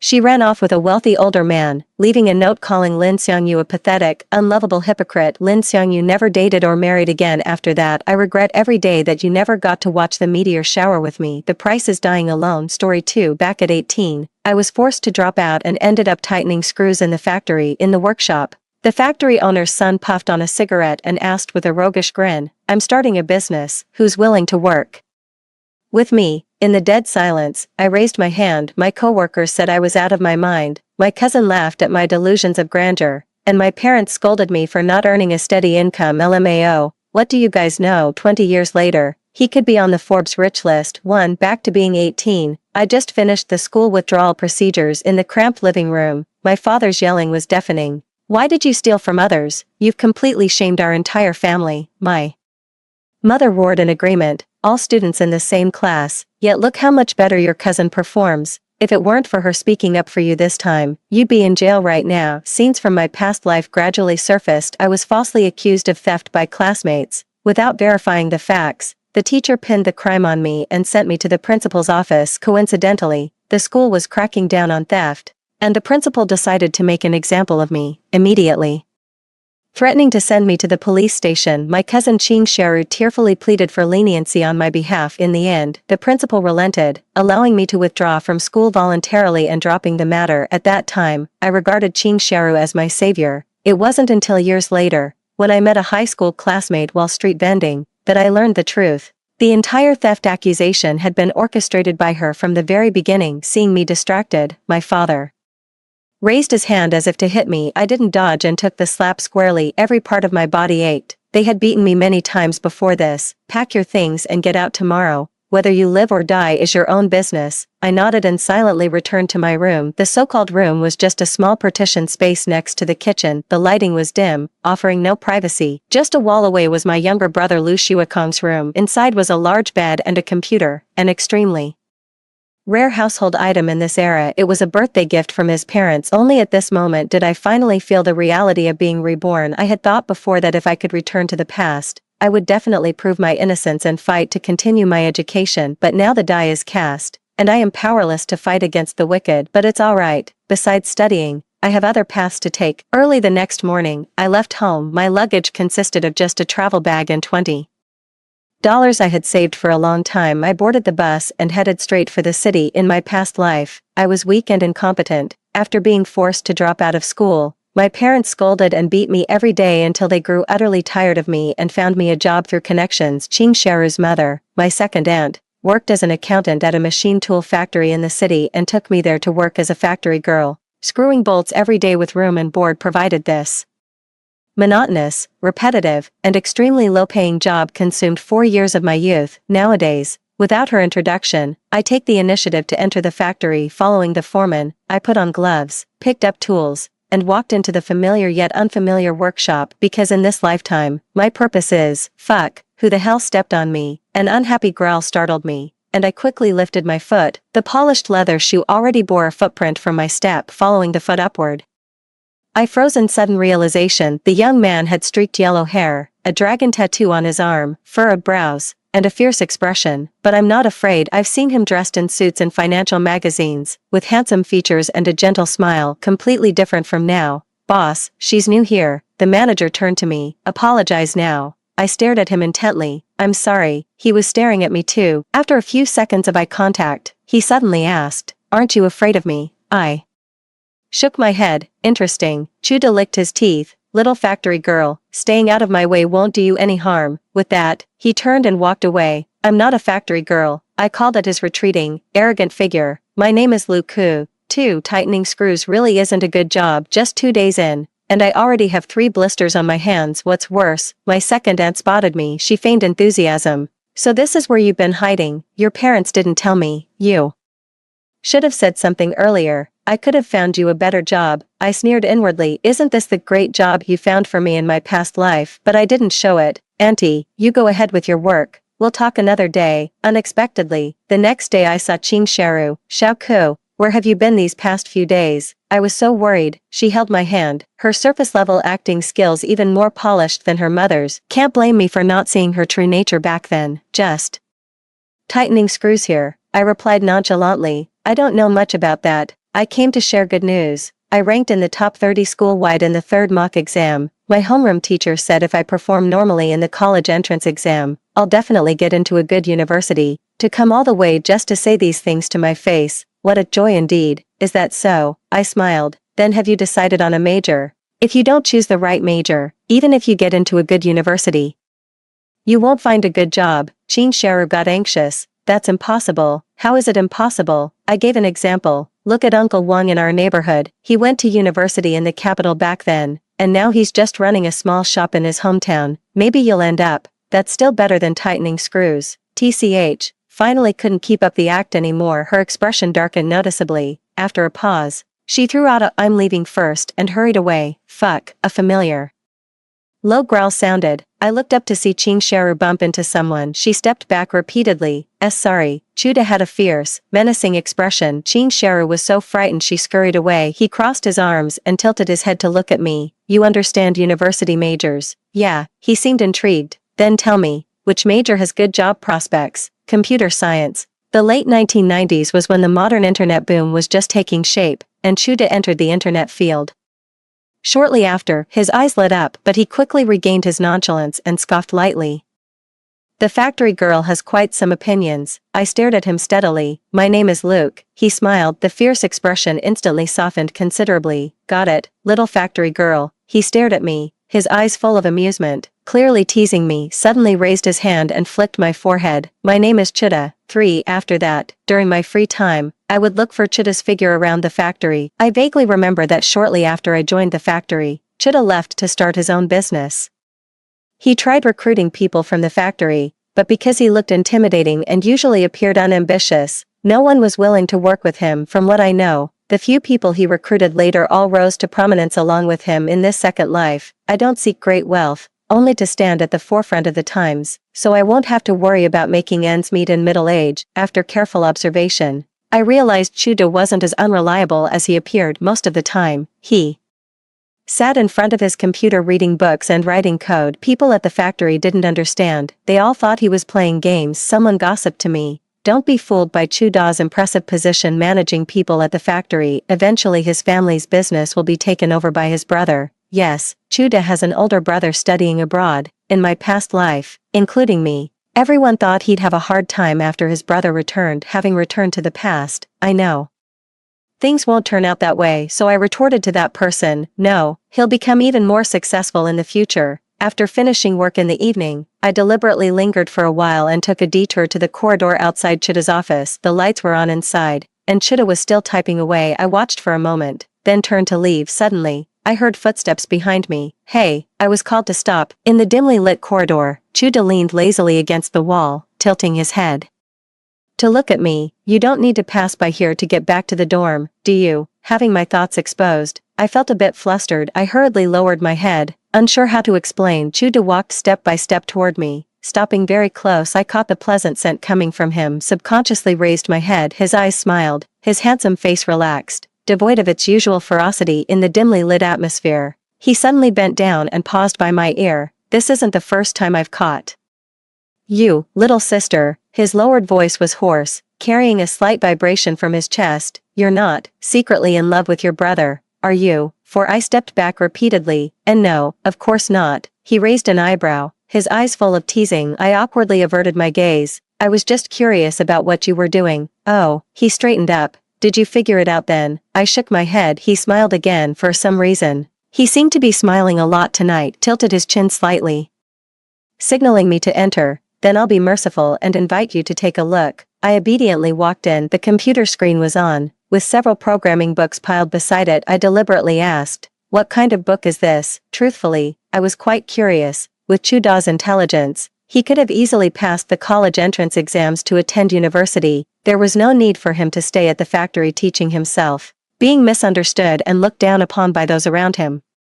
Leaning against the desk, he casually picked up a book. If you had studied computer science in college, these are the things you would have learned. I stared fixedly at him. He suddenly scoffed lightly. You've been studying all this time, haven't you? I was taken aback. Yeah, why did you stop? I licked my lips. I didn't intend to hide it either. After a brief pause, I told him about being falsely accused of theft and forced to drop out of school. He didn't react with indignant fervor, pressuring me to fight against the wrongdoers, reclaim my innocence, or seek revenge. He just listened quietly without saying a word. He lit a cigarette and took a deep drag. He let out a low laugh, almost self-mocking. When no one believes you, anything you say is wrong. The warm yellow light in the room flickered slightly as Chuda leaned against the window, his features obscured in the shadows, his expression unreadable. I really wanted to say something, for example, I believe in you. When are you starting your business? Can you take me with you? Before I could speak, he had already crushed the cigarette. Once again, he regained his arrogant demeanor. Little factory girl, he called out to me, looking up, I'll give you half a day off tomorrow. Come with me to a place. Seeing I was about to introduce myself again, he immediately interrupted. For the first time, he called my name, Luke. Though his face was full of impatience and awkwardness, I found it somewhat endearing even. Without knowing where we were going, I still responded with a smile. Okay, 5. It was almost lights out when I returned to the dormitory. Phone you from the lower bunk suddenly asked, where have you been? Just wandering around. She was a few years older than me, considered a veteran worker at the factory, and was a rather proud girl who rarely initiated conversations with me. She paused for a few seconds. Why do I always see you running towards the office? I was taken aback. I didn't admit it. You must be mistaken. Better not be. Phone you dropped this sentence, then drew the bed curtain. After lights out, I kept thinking about her words. In my previous life, I didn't have much interaction with her, so I couldn't figure out what she meant until I fell asleep. The next day, I only worked half a day. Chuda must have tipped off the foreman the moment I asked for leave. He let me go without hesitation. I hadn't brought many clothes when leaving home, so after taking off my work uniform, I just threw on a random cotton dress. As I walked out of the factory area, I spotted Chuda waiting for me at the gate from afar. He was dressed quite stylishly, a green pilot jacket with dark trousers and blonde highlights in his hair, giving off some Hong Kong celebrity vibes. Seeing me, he froze for a moment, looked me up and down, then smirked roguishly. Oh, playing the schoolgirl today, huh? I awkwardly fidgeted with the hem of my skirt. He stubbed out his cigarette. Let's go. I boarded the bus with him. There weren't many people on the bus. He sat one row behind me. I turned my head to look out the window, remaining silent the whole time. About 20 minutes later, Chuda suddenly draped his arm over the backrest of the seat next to me. Little sister. I turned around. He narrowed his eyes, as if returning to how he looked in the hallway last night. Aren't you going to ask where your big brother is taking you? I said with all seriousness. Where to? He moved closer, and I caught a faint whiff of tobacco from him.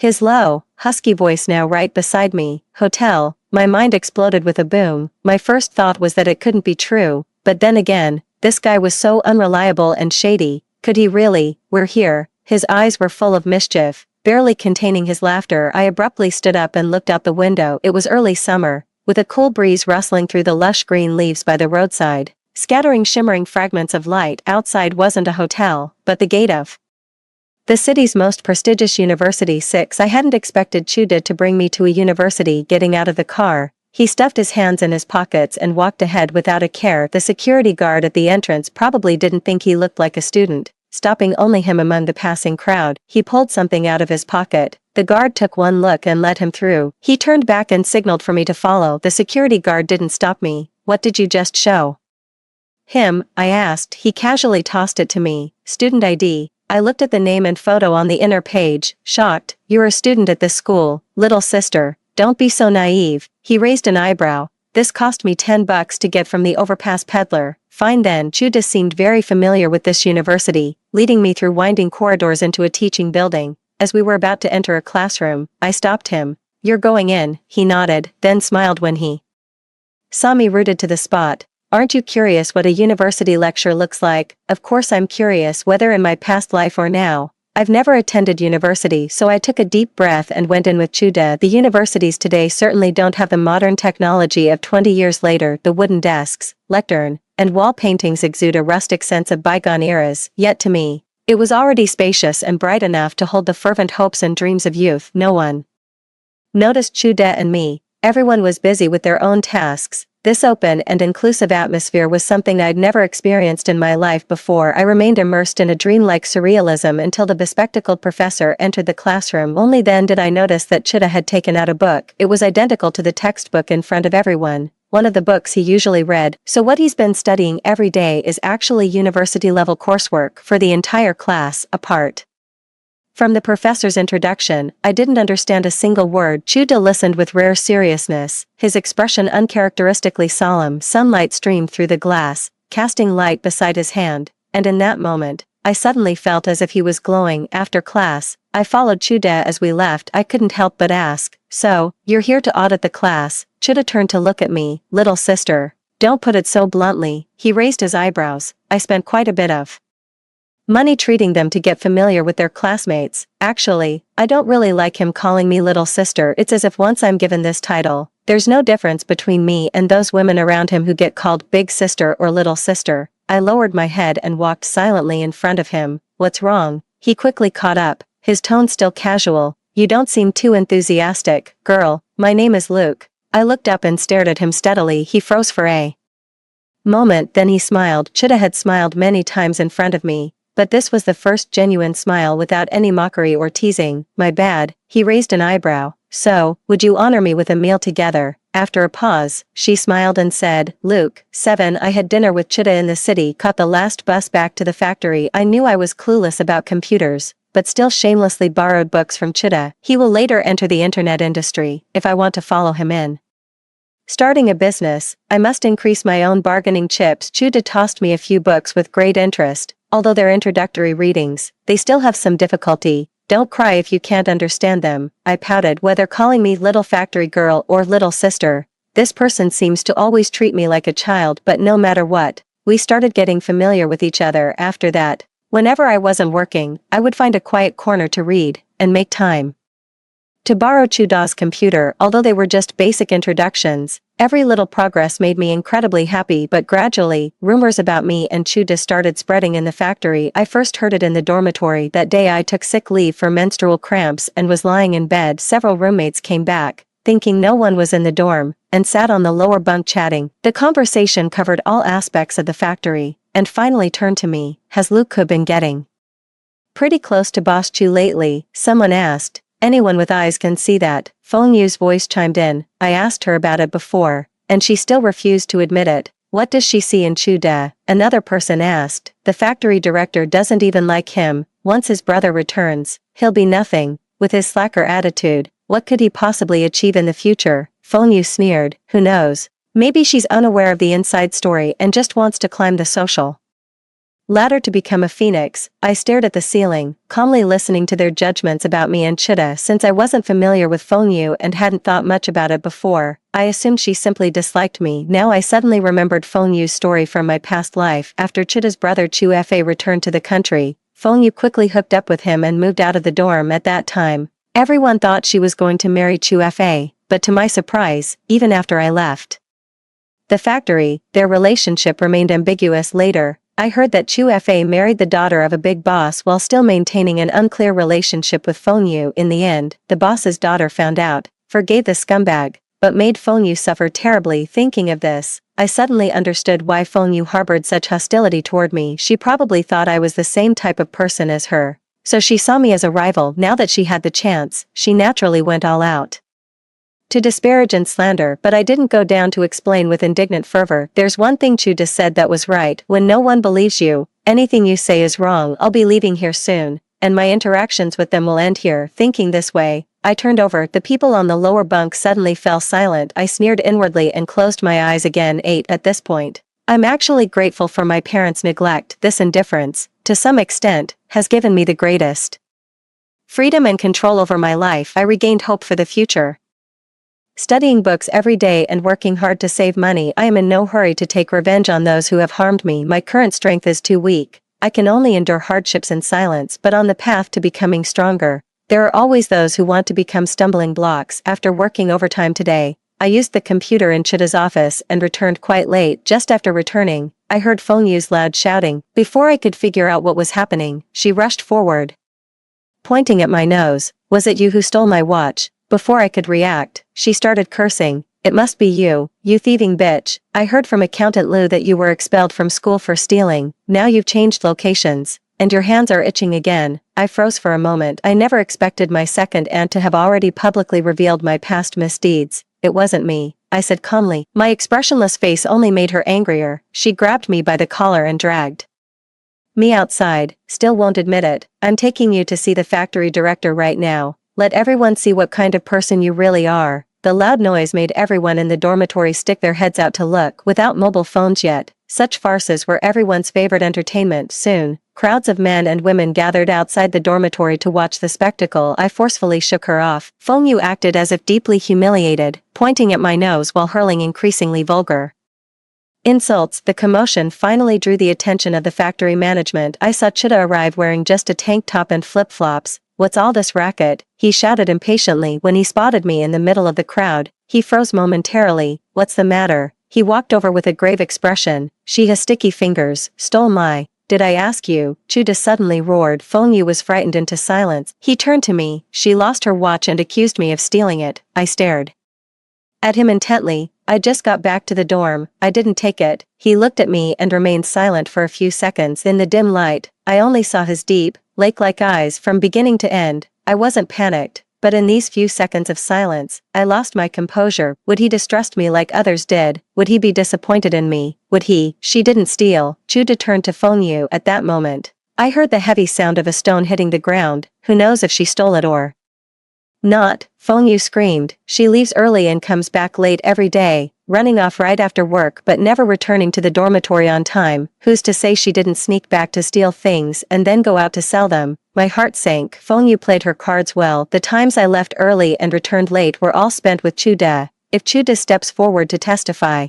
it would confirm the rumors about us in the factory. If I don't explain, everyone will inevitably suspect me based on her speculation. "So, how much is your watch?" Chida suddenly asked. Feng Yu was startled. 500. A 500 yuan watch was indeed an extremely valuable item in this era. "When did you lose it?" he asked again. "Tonight. I still had it this afternoon." He licked his back teeth. "I'll take people to turn your dorm upside down right now. If we find your watch and prove she didn't steal it, you'll apologize to her and compensate her 1,000. Everyone present gasped in shock. 1,000 bucks is no small amount for a working-class person. Feng Yu stiffened her neck. "Fine," then asked again, "What if she stole it?" Chuda was already leading people toward the dormitory building. Hearing this, he glanced sideways at her and said coldly, "There's no such possibility." 9. In the cramped dorm room, roommates took out their respective luggage. The doorway was crowded with curious onlookers. All the cabinets were opened, and under Chuda's gloomy expression, no one dared to raise any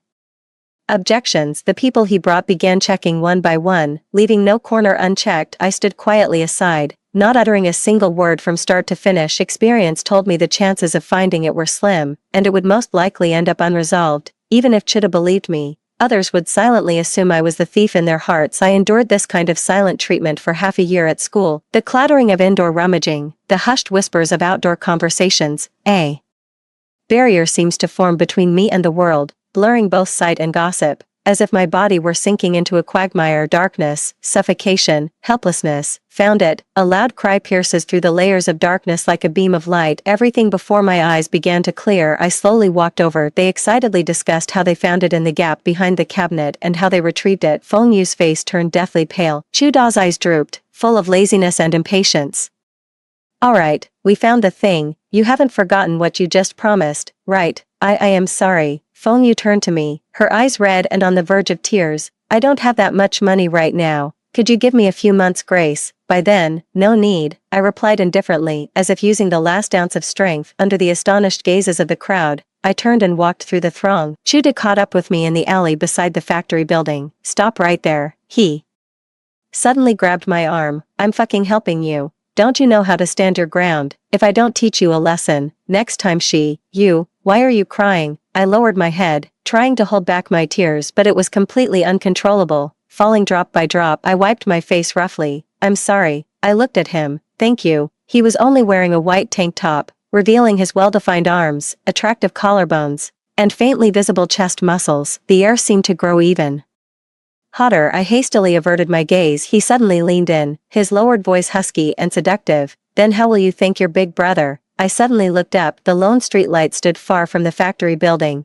casting dim light in the alley. I couldn't clearly see Da's expression, only that his eyes shone startlingly bright. His breathing seemed to grow heavier. "Has anyone ever told you not to look at a man with that kind of gaze?" His voice was hoarse, and my cheeks instantly burned crimson. Just as the atmosphere reached its peak of tension, Chuda took half a step back and tapped my head. "I'll put this on your tab for now. We'll settle it later." After saying that, He swaggered off with an arrogant stride. I stood there for a long time before the flush on my face finally faded. When I returned to the dorm, the atmosphere was eerily quiet. Fengyu burst into tears the moment she saw me. Luku, I'm sorry. It's all my fault. Please beg Boss Chu for mercy. Ask him not to fire me.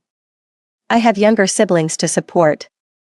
This job is really important to me. I was stunned. Chuda wants to fire you. She nodded tearfully as I looked at the girl weeping like a rain-soaked pear blossom before me. I suddenly recalled her tragic fate in her past life. If she leaves this place, perhaps she can find a different life. I climbed onto the bed with an expressionless face. That was his decision. I can't influence it. The endless night, the girl's sobs and the moonlight outside the window, like a dream from which one cannot awaken until sunrise. 10 After Fengyu left, no one dared to bully me anymore. Meanwhile, the rumors about me and Chuda grew even wilder. Phrases like rage for a beauty or when a fair maiden smile became increasingly exaggerated as the rumors spread. The matter blew up so much that it naturally reached my second aunt's ears. But she's a shrewd one. She didn't confront me directly, just kindly relate it to my mother. I don't know the exact words she used, but from what my mother told me, I could piece together most of it. It was a weekend, and the factory was closed. I had originally planned to study by reading books and discuss some issues with Chuda, but everything was interrupted by my mother's sudden arrival. She stood at the door of my dormitory, wearing a silk dress and a pearl necklace, with a look of disdain on her face. Actually, my family's financial situation isn't poor, but ever since I was little,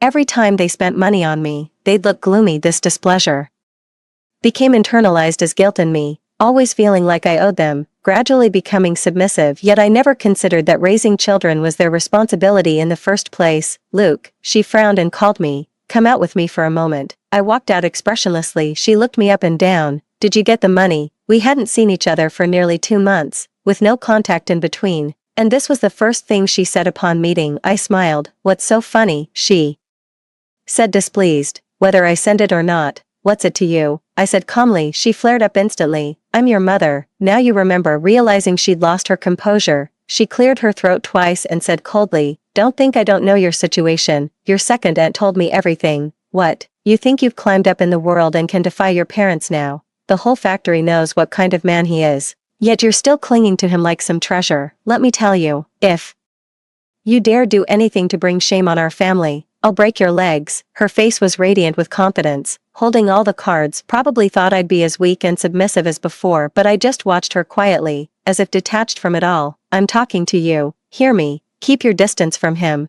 Don't let me hear any more rumors. Impossible. My face remained expressionless. What did you say? Impossible. The dormitory hallway was very quiet, and even though our argument wasn't loud, it drew scattered onlookers peeking out. She was concerned about saving face. Her face flushed red, and didn't continue the argument. She just left with a wait till your father deals with you, glared at me, and walked away. I spent the entire day thinking about this incident. Will they still come? How will they treat me then? Just drag them away directly. Such things have happened in our factory before. A child ran away, and parents came from their hometown to drag them back. No one will interfere throughout the entire process. Given my current situation, the only way out I can think of is to leave this place with Chuda and start a new life. But when will he leave? In the evening. As usual, I took a book and went to find Chuda. He was coding, and I didn't disturb him, just sat quietly watching. Only when he stopped to rest did I ask, what are you working on? A freelance job. He stretched. Just earning some extra cash. I was surprised he'd started taking side projects so early.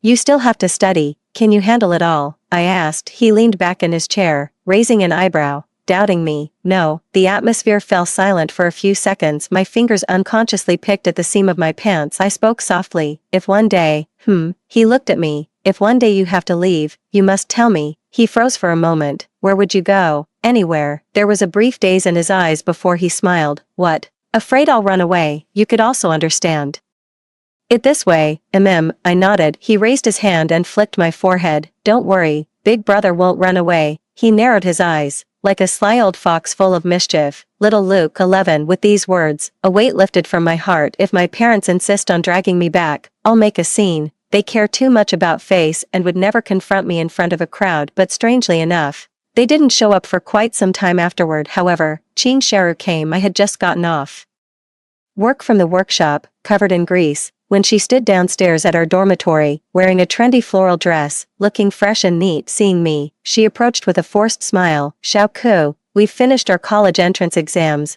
Only when she mentioned it did I suddenly remember it's already June. I feel like I performed quite well. Barring any surprises, I should be able to get into a top university. I looked at her expressionlessly. She didn't even notice my reaction and kept chattering away. How are you doing now? Factory work must be exhausting, right? Look at all this grease on you. As she spoke, she even took 2 steps back. I sneered inwardly. If it weren't for you, this spotless soon-to-be college student, how could I have ended up like this? Pretty good, I smiled. I'm teaching myself computer programming. She paused. Then, what's the use? You're tightening screws at the factory. You don't need that stuff. Right, who knows? Definitely useless.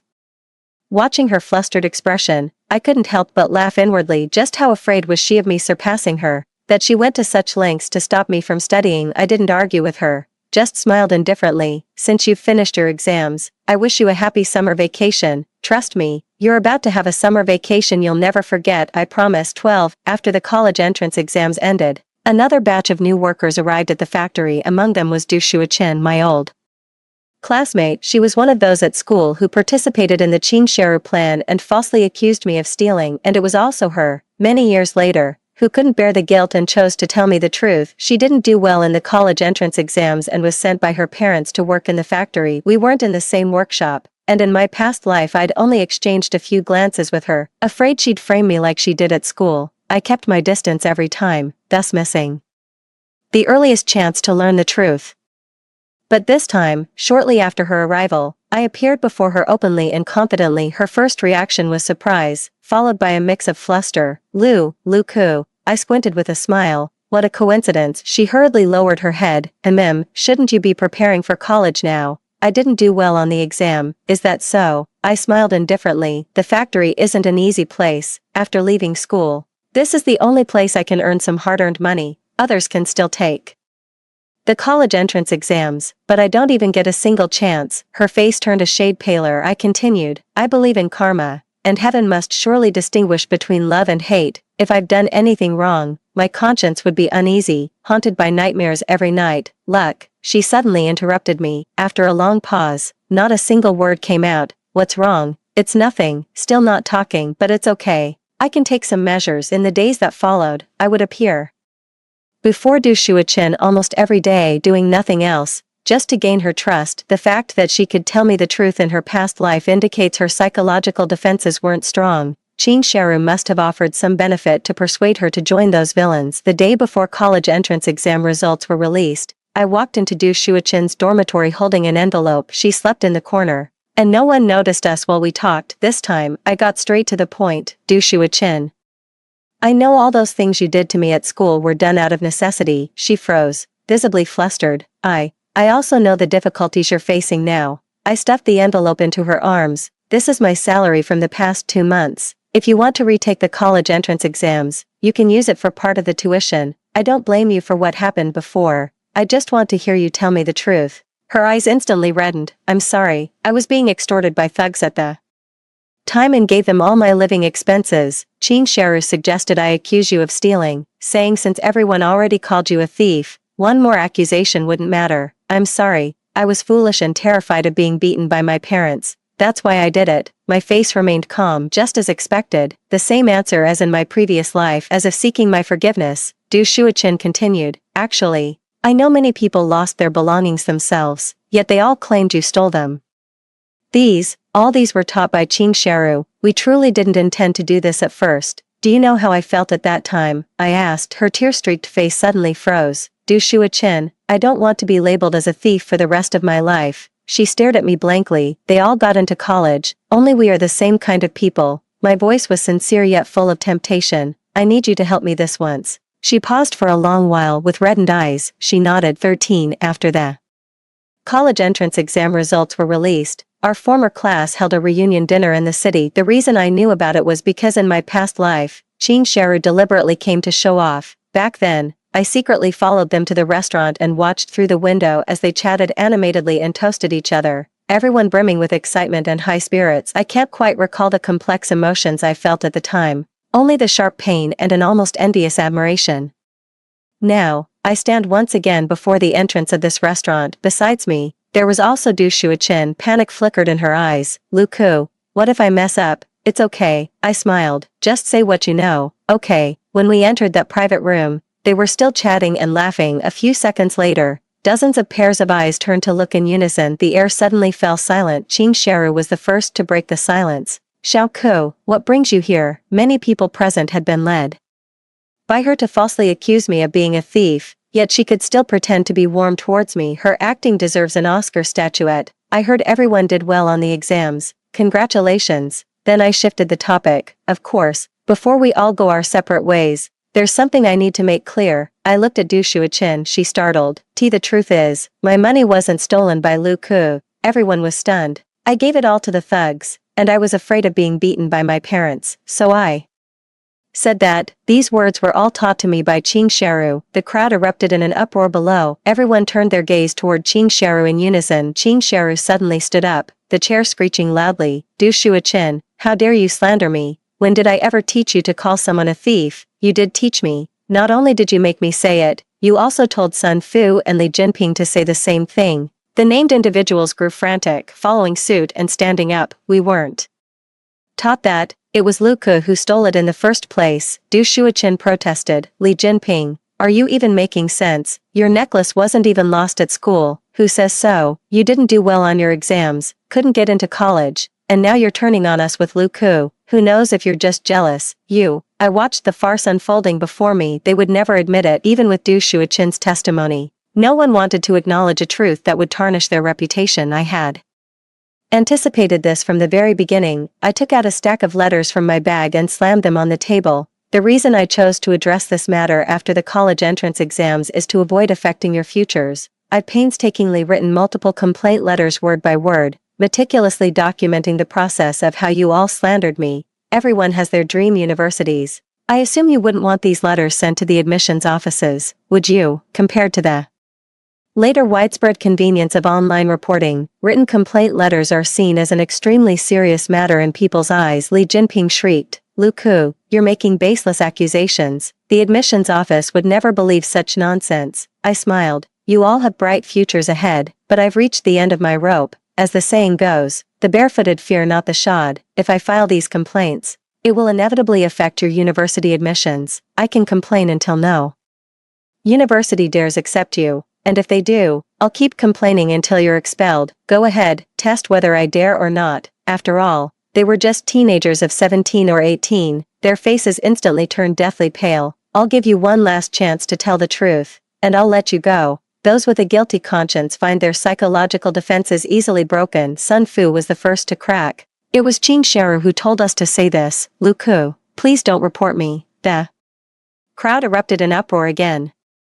Li Jinping slumped into his seat, his face full of dejection, no longer resisting. Yes, it was her. Qingsharu screamed. What are you all talking about? Why are you pinning the blame on me? Du Shuichin, stop pretending. Li Jinping also got angry. Qingsharu, you're just using us as pawns. Could you stop speaking in that innocent tone? It's really disgusting. Dog bites dog. What a good show, but my goal has already been achieved. I walked up to Qingsharu and pulled out the thickest envelope from the stack. My dear cousin, this is for you, filled with all my love for you. Qingsharu flushed red and reached out to snatch it, but I dodged. Lu Ku, just you wait. My parents will never let you get away with this. I tilted my head and smiled. All right. Stepping out of the restaurant, Du Shuichin was hopping and skipping behind me. Lu Ku, when did you write the whistleblower letter? This move really worked. Let me see what you wrote. I handed those letters to her. She took them, opened one with a grin, then froze, then opened several more in succession. Why are they all blank sheets? She exclaimed in astonishment. They are indeed blank. Then, she suddenly paused. You were just trying to scare them. I chuckled. Which school's admissions office has so much free time to read so-called tip-off letters? Only those with a guilty conscience would believe in such things. So you're just going to ignore them? Yeah. It's not worth wasting energy on them. I just want to wash off the dirt that's been thrown at me. After returning in the evening, I went to the office to return the book to Chida. He stared at me. In a good mood today. Yeah, I didn't deny it. Cleared my name. He raised an eyebrow, waiting for me to continue. I didn't intend to hide it from him, so I briefly explained the whole process unexpectedly. He chuckled softly. What are you laughing at? I asked, puzzled. He raised an eyebrow at me and let out a playful whistle, as expected of my Little Luke, I froze in shock, my cheeks burning red, yet he acted as if nothing had happened, casually turning away to code all night long. Chuda's words echoed in my dreams. My dear little Luke, 12, but what's meant to come will come. On the second day of work, second aunt rushed into the workshop, came up to me, and grabbed my arm, perhaps afraid of making a scene. She suppressed her anger. Come with me. I frowned and shook off her hand. I'm still busy. Say what you need to hear. She finally couldn't hold back anymore. Luke, how can someone so young be so cruel? What did Cheru do to deserve those letters you wrote? I played dumb. What letters? Everyone here knows about it. Don't play dumb with me. Her sudden shout drew everyone's attention. The classmates present, they certainly know. I sneered. They know Qing Cheru conspired with others to frame me as a thief,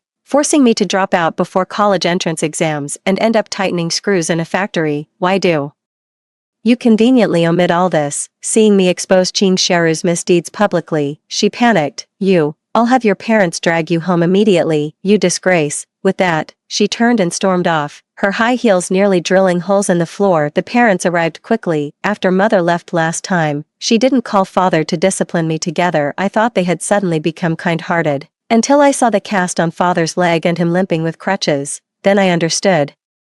So something had happened. Heaven has eyes indeed. Life in the factory was too monotonous, so the workers slowed their tasks and craned their necks to watch this farce. My father struggled to suppress his anger. Look at the mess you've made. Quit now and get the hell home. I remained expressionless, not uttering a word. My mother added timely, your father's leg is injured, and there's no one at home to take care of him. Seeing that tough tactics didn't work, they're resorting to emotional blackmail now. I still uttered the same 3 words. Impossible. The mother grabbed the furious father. Do you want to spend your whole life stuck in this factory? Not exactly. I even smiled. I'll build my own career. What? I smiled without speaking. You were earning steady money here. I thought you were at least somewhat useful. Now you want to run away. If you leave, I'll consider you no daughter of mine. Wasn't it always like this?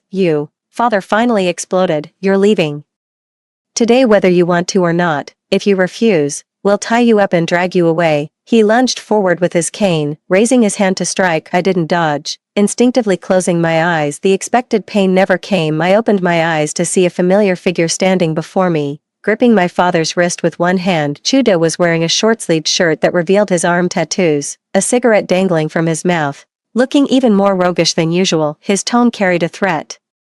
We don't tolerate trouble in this factory. The father's expression turned stern as he withdrew his arm. I'm here to take my daughter home. Chuda's gaze swept past me and returned to my father. He clicked his tongue. This complicates matters. My father paused. She just signed her full-time contract the day before yesterday. If you take her now, the penalty fee, will you pay it for her? These words do carry some intimidation, but my father merely paused for a moment before still reaching out to pull me. She hasn't been here long enough to get a permanent position. I'm taking my daughter home. This has nothing to do with you. Chuda stepped forward, positioning himself squarely in front of me. He spat out the cigarette in his mouth and ground it under his toe. Go ahead and try, he said casually. If you can take her even half a step outside this factory, I'll stop being a Chew. The sheer intensity of the situation genuinely frightened them. Amidst the tense silence, second aunt arrived upon hearing the news. Seeing Chuda's dark expression, she didn't even bother having my parents discipline me, but instead coaxed and persuaded them until they finally left. Chuda turned around.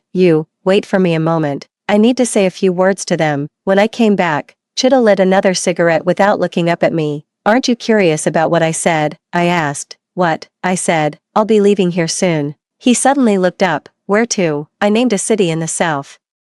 Staring intently at him. With you. He froze for a moment, then suddenly smiled. Sometimes I think you're really the little worm in my belly. I remembered what he just said. When did I sign the regularization contract? Even when questioned by me, he remained unflustered. He knocked on his chest with a fist and smiled. Signed right here, with a seal stamped too. I chuckled too. How long's the contract for? A lifetime. That near confession left my mind completely blank. Chuda left as if nothing had happened. It took me 2 days to pack my luggage, which wasn't much, and I didn't have much money either. Finally, on a sultry afternoon, the scene that made me drop everything and rush into the factory to fight for my future reappeared. Chuda walked into the workshop with his hands in his pockets, a cigarette dangling from his mouth. Leaning against the desk, he halted everyone's work and asked with a roguish tone, I'm starting a business. Who's willing to join me? Just like in the previous life, the workshop fell completely silent amid Everyone's astonishment, I raised my hand through the crowd. Chuda looked at me with a smile and slightly lifted his chin.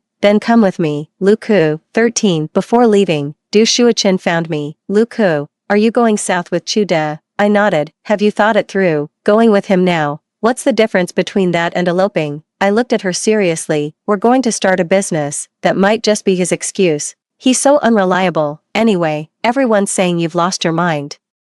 I smiled. This is the life I've chosen. He's reliable. What others say doesn't concern me. It was drizzling on the day we parted. I was the only one from the whole factory who went with him, and we agreed to meet at our usual spot in the misty drizzle. That familiar slender figure stood by the red brick wall, holding an umbrella. Hearing the movement, they lifted the umbrella and looked over. I abruptly stopped in my tracks. His yellow-streaked hair had turned black, paired with a cool style outfit that made his facial features appear more angular. What are you staring at? He raised an eyebrow. Let's go. By the time I boarded the southbound train, the sky had already darkened. Through the window, the night view of the entire city can be seen, though far less prosperous than later years. It still shimmered with lights. Chuda sat beside and suddenly asked, "Are you afraid?" Amid the roaring sound, the train entered the tunnel. In the pitch-black window, only my young, naive yet determined face could be clearly seen. I turned to look at him. From the moment we met, I've never seen unease in this man, yet now he gazes up at the ceiling as if somewhat lost. I raised my hand and slowly covered the back of his body visibly stiffened for a moment. "I'm not afraid," I said. He looked down at me. His gaze was overwhelmingly tender. 14. Starting a business wasn't as hard as I'd imagined. Chuda didn't come into entrepreneurship empty-handed on a mere whim. Before this, he had already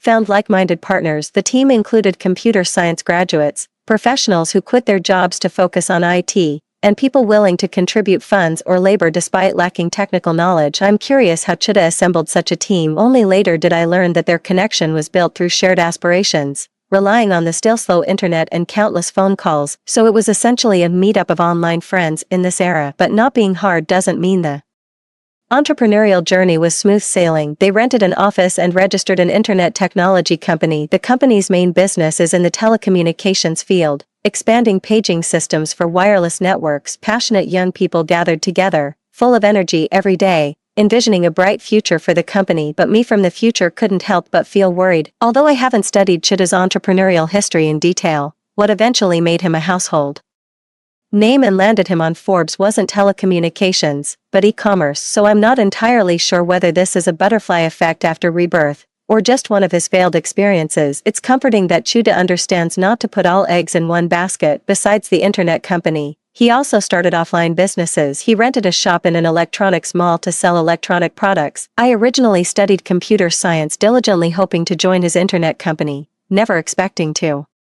end up being assigned to work at the counter selling products, and he left me with the remark, "Your amateurish skills need at least 2 more years of practice." Knowing my abilities were insufficient, I didn't resist and just worked at the store with 2 other employees. This entrepreneurial life seemed to suddenly settle into quiet routine, but I didn't slack off. Whenever I had free time, I would seize the opportunity to study or go to the company to observe. From summer to winter, I've already been here for half a year. When I first arrived, I formally wrote a letter home to let them know I was still alive. I didn't expect them to reply, and indeed, they never wrote back to me. Ironically, I received a letter from Ching Sharu. The entire letter was filled with accusations and insults, not forgetting to inform me that she had been admitted to a prestigious normal university. While defining my venture to the south as delusional, I found it amusing and kept the letter, thinking that one day when I return home in glory, I must read this letter aloud in public. The shop business keeps me busy every day with inventory management, customer communication, and after-sales service. At night, I stay in a rented civilian house just next door. During the company's startup phase,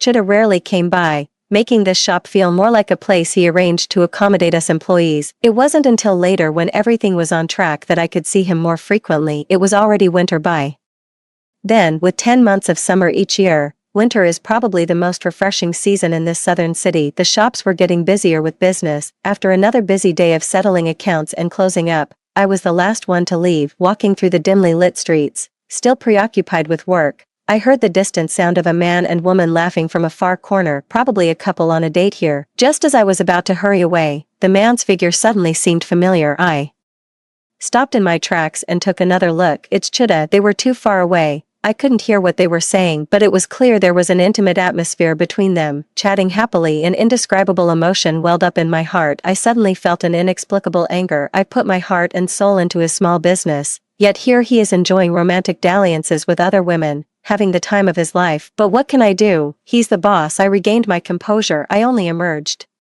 from the shadows at the street corner after that woman had left. Seeing me, Chuda wasn't surprised either, raising an eyebrow. Yo, off work, I responded indifferently with a and was about to walk past him to go back. He caught up. What's wrong? I didn't turn back. Nothing much. He clicked his tongue. Something on your mind? No, he didn't press further, but walked with me for a while. The dimly lit long street was quiet, with only the sound of each other's footsteps and shallow breathing audible. In the end, I still couldn't hold back.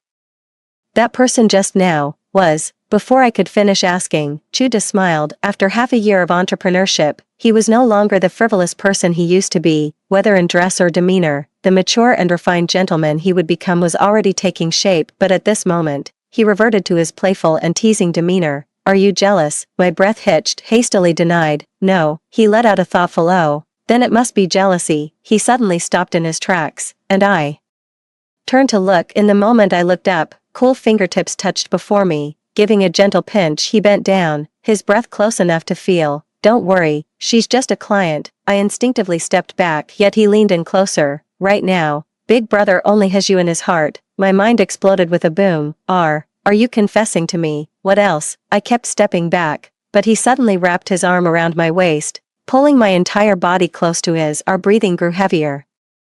Luke, his lowered voice was hoarse. How about making you the boss lady? I buried my head in his chest, my nose filled with the familiar scent of him mixed with a faint tobacco aroma. My mind went blank, followed by flashes of all the moments we've shared together. A surge of emotion could no longer be suppressed. Okay, I responded softly. Luke, he called me again. Have you passed your 18th birthday? I looked up, somewhat puzzled. What? The kiss fell urgently and fiercely.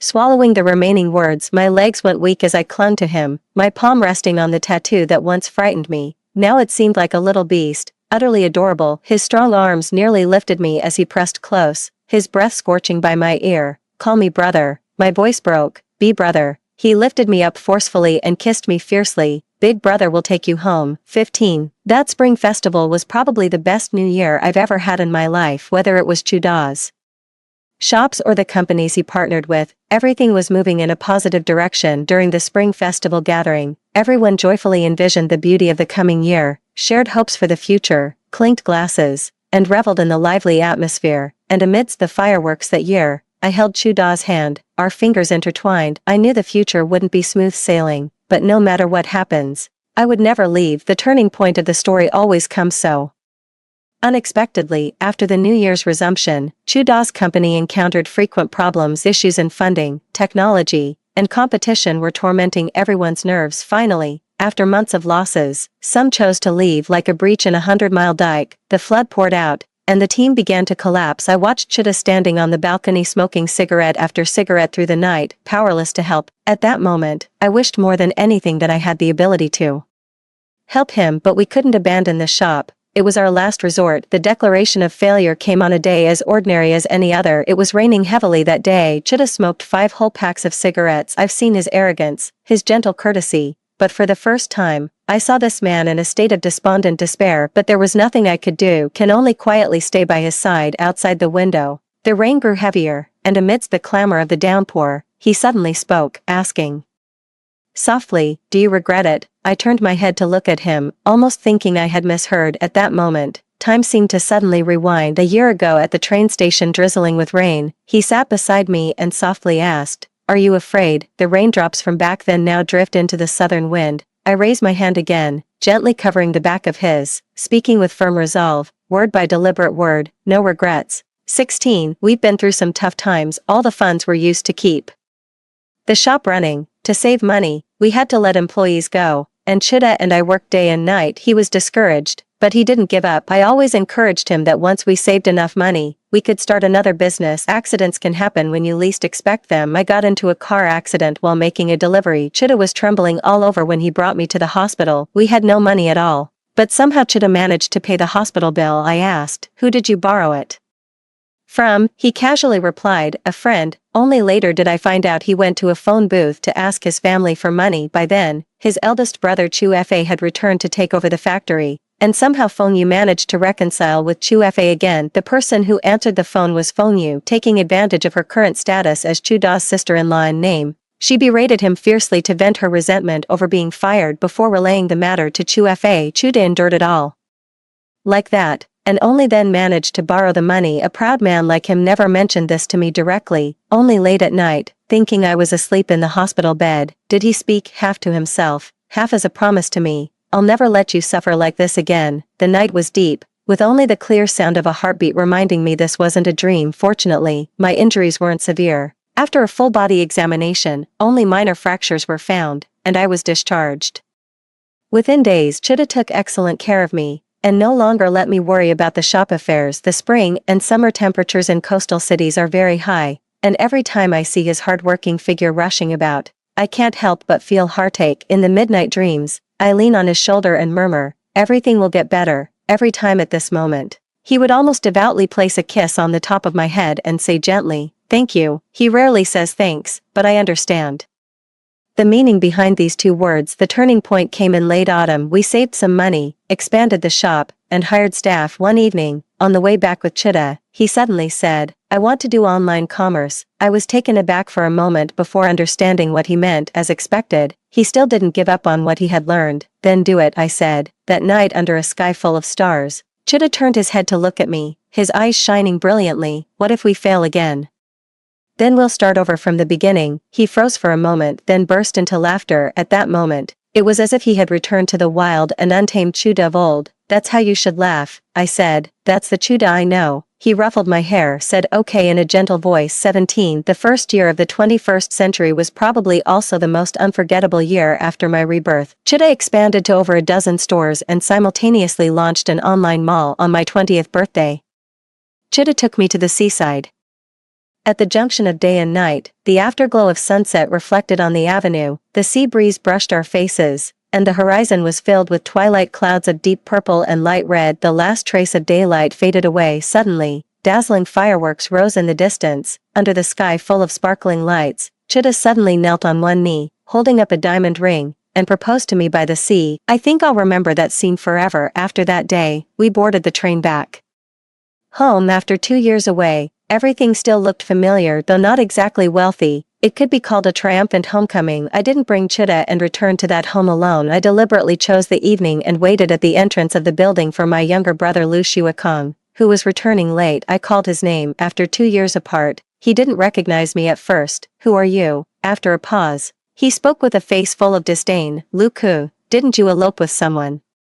What? Got abandoned, spoiled by his parents since childhood. He lacked empathy and had a sharp tongue. I didn't take it to heart, just smiled and said, yes, I eloped with someone. So now I want to discuss something with you. What? I lowered my head and took out a wad of cash from my wallet. Here, take this, help me steal the household register. His eyes lit up, not caring at all why I needed the register, eagerly agreeing and snatching the money to stuff into his pocket. I'll come find you again in a couple of days. Once the item is ready, I'll give you another sum of money. It's a deal. I turned and walked away. The corners of my mouth couldn't help but curl upwards. Although we really needed the household register to get the marriage certificate, the money I gave him had long been marked with its price. The reason Lu Shuakong was so happy is because he urgently needed money at that moment while still in middle school. He followed some delinquent students and joined a gang with underworld connections. They ran an underground gambling den. Exposed to this environment daily, Lu Shuakong learned to gamble at a young age and lost substantial amounts of money. Initially he stole money from home,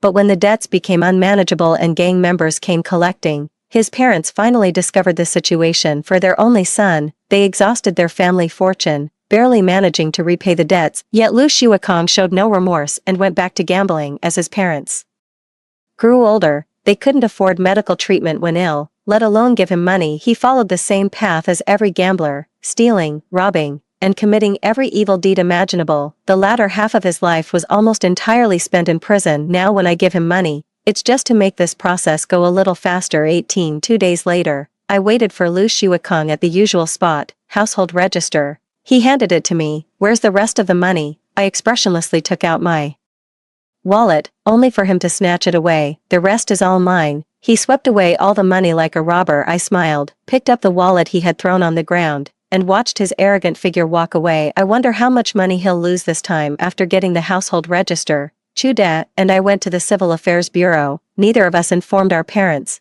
Just like star-crossed lovers in ancient times who pledged their lives to love without hesitation. In my previous life, I never got married. All my money was taken by my parents to pay off Lu Shuakang's debts. To make ends meet, I had to work desperately hard, as if to make up for my regrets. In this second life, fate allowed me to meet my other half much earlier. The group photo against the bright red background is the one where I'm smiling the sweetest. Chuda held me and said, "I'll come back by year-end and give you a grand wedding." I nodded and replied, "Okay." Having things to attend to, Chuda left early. I didn't go with him, staying a few more days. After all, there were still some things I hadn't finished. When I met Lu Shuakang again, the first thing he asked for was money. I gave it again. He counted the money with a smile, completely unconcerned about where my money came from, nor did he see anything wrong with taking someone else's money. In his eyes, he was upholding our family's principle that women earn money for men to spend, as if this were the natural order of things. For the last time, I gave him a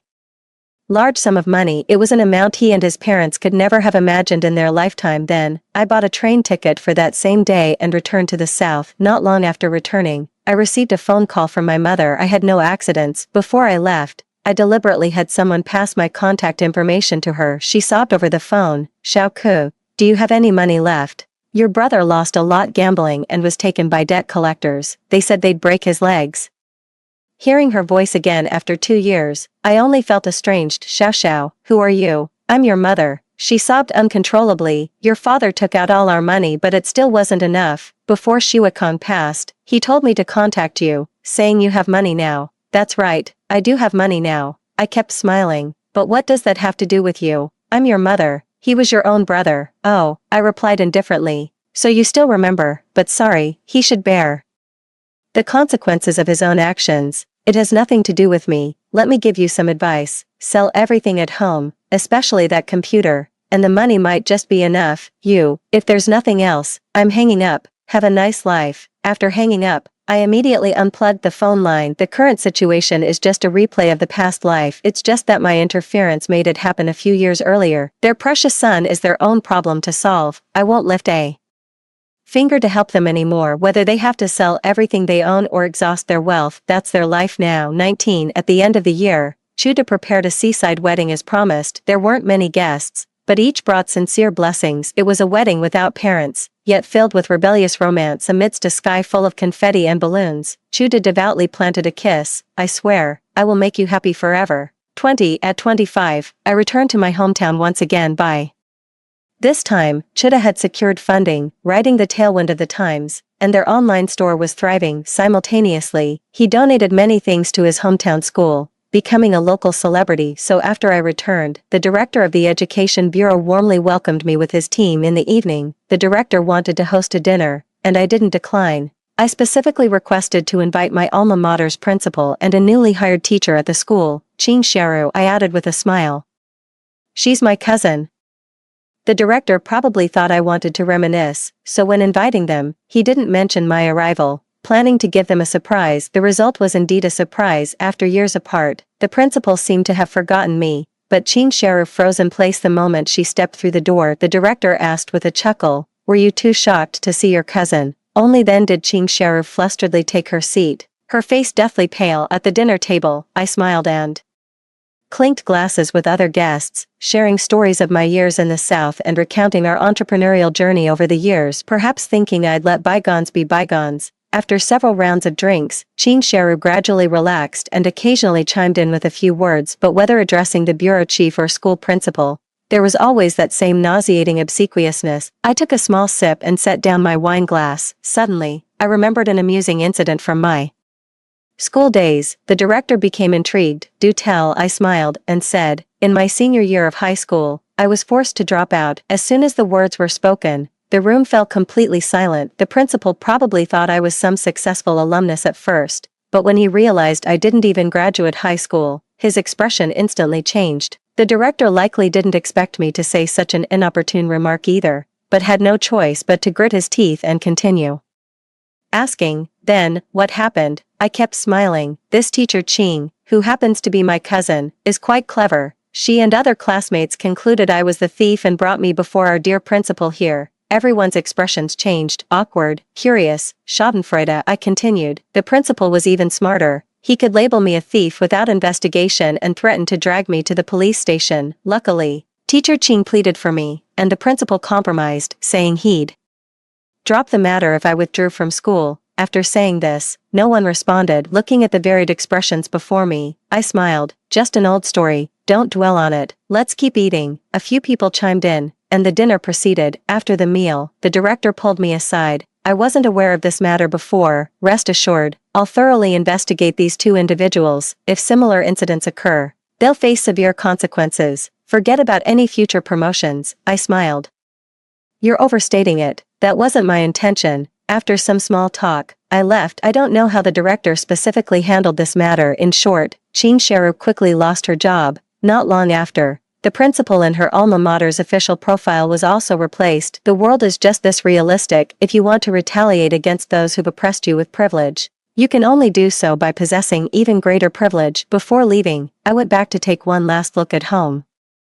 I noticed the security door had been replaced, with a strange family now living inside. Perhaps they sold the house to repay debts, or maybe to escape debt collectors. In any case, they vanished. Suddenly I felt an unexpected lightness in my heart. The past torments, the exploitation of previous lives, the despairing dark memories, the bewildering uncertain future. At this moment, I was finally liberated. 21. The night of returning to the south, when Chuda returned from his business trip, dressed in a suit, he was no longer the scruffy young man who used to smoke in the factory. After our brief separation, he didn't even take off his coat before scooping me up in his arms. Did you miss me? He buried his face in my neck. Yeah, what did you do during this trip back? He asked, thinking of the principal and Ching Sheru at that dinner gathering. I used a more easily understandable explanation, met some old acquaintances. Suddenly, Chuda raised his head. A man. I was taken aback, then laughed, teasing him on purpose. What's wrong, President Chu? Scared, he raised an eyebrow, turned and pinned me on the sofa, loosening his tie, provoking me. I was still smiling. How would I dare? The next second, his kisses rained down overwhelmingly. In the entanglement, he gently bit my lip.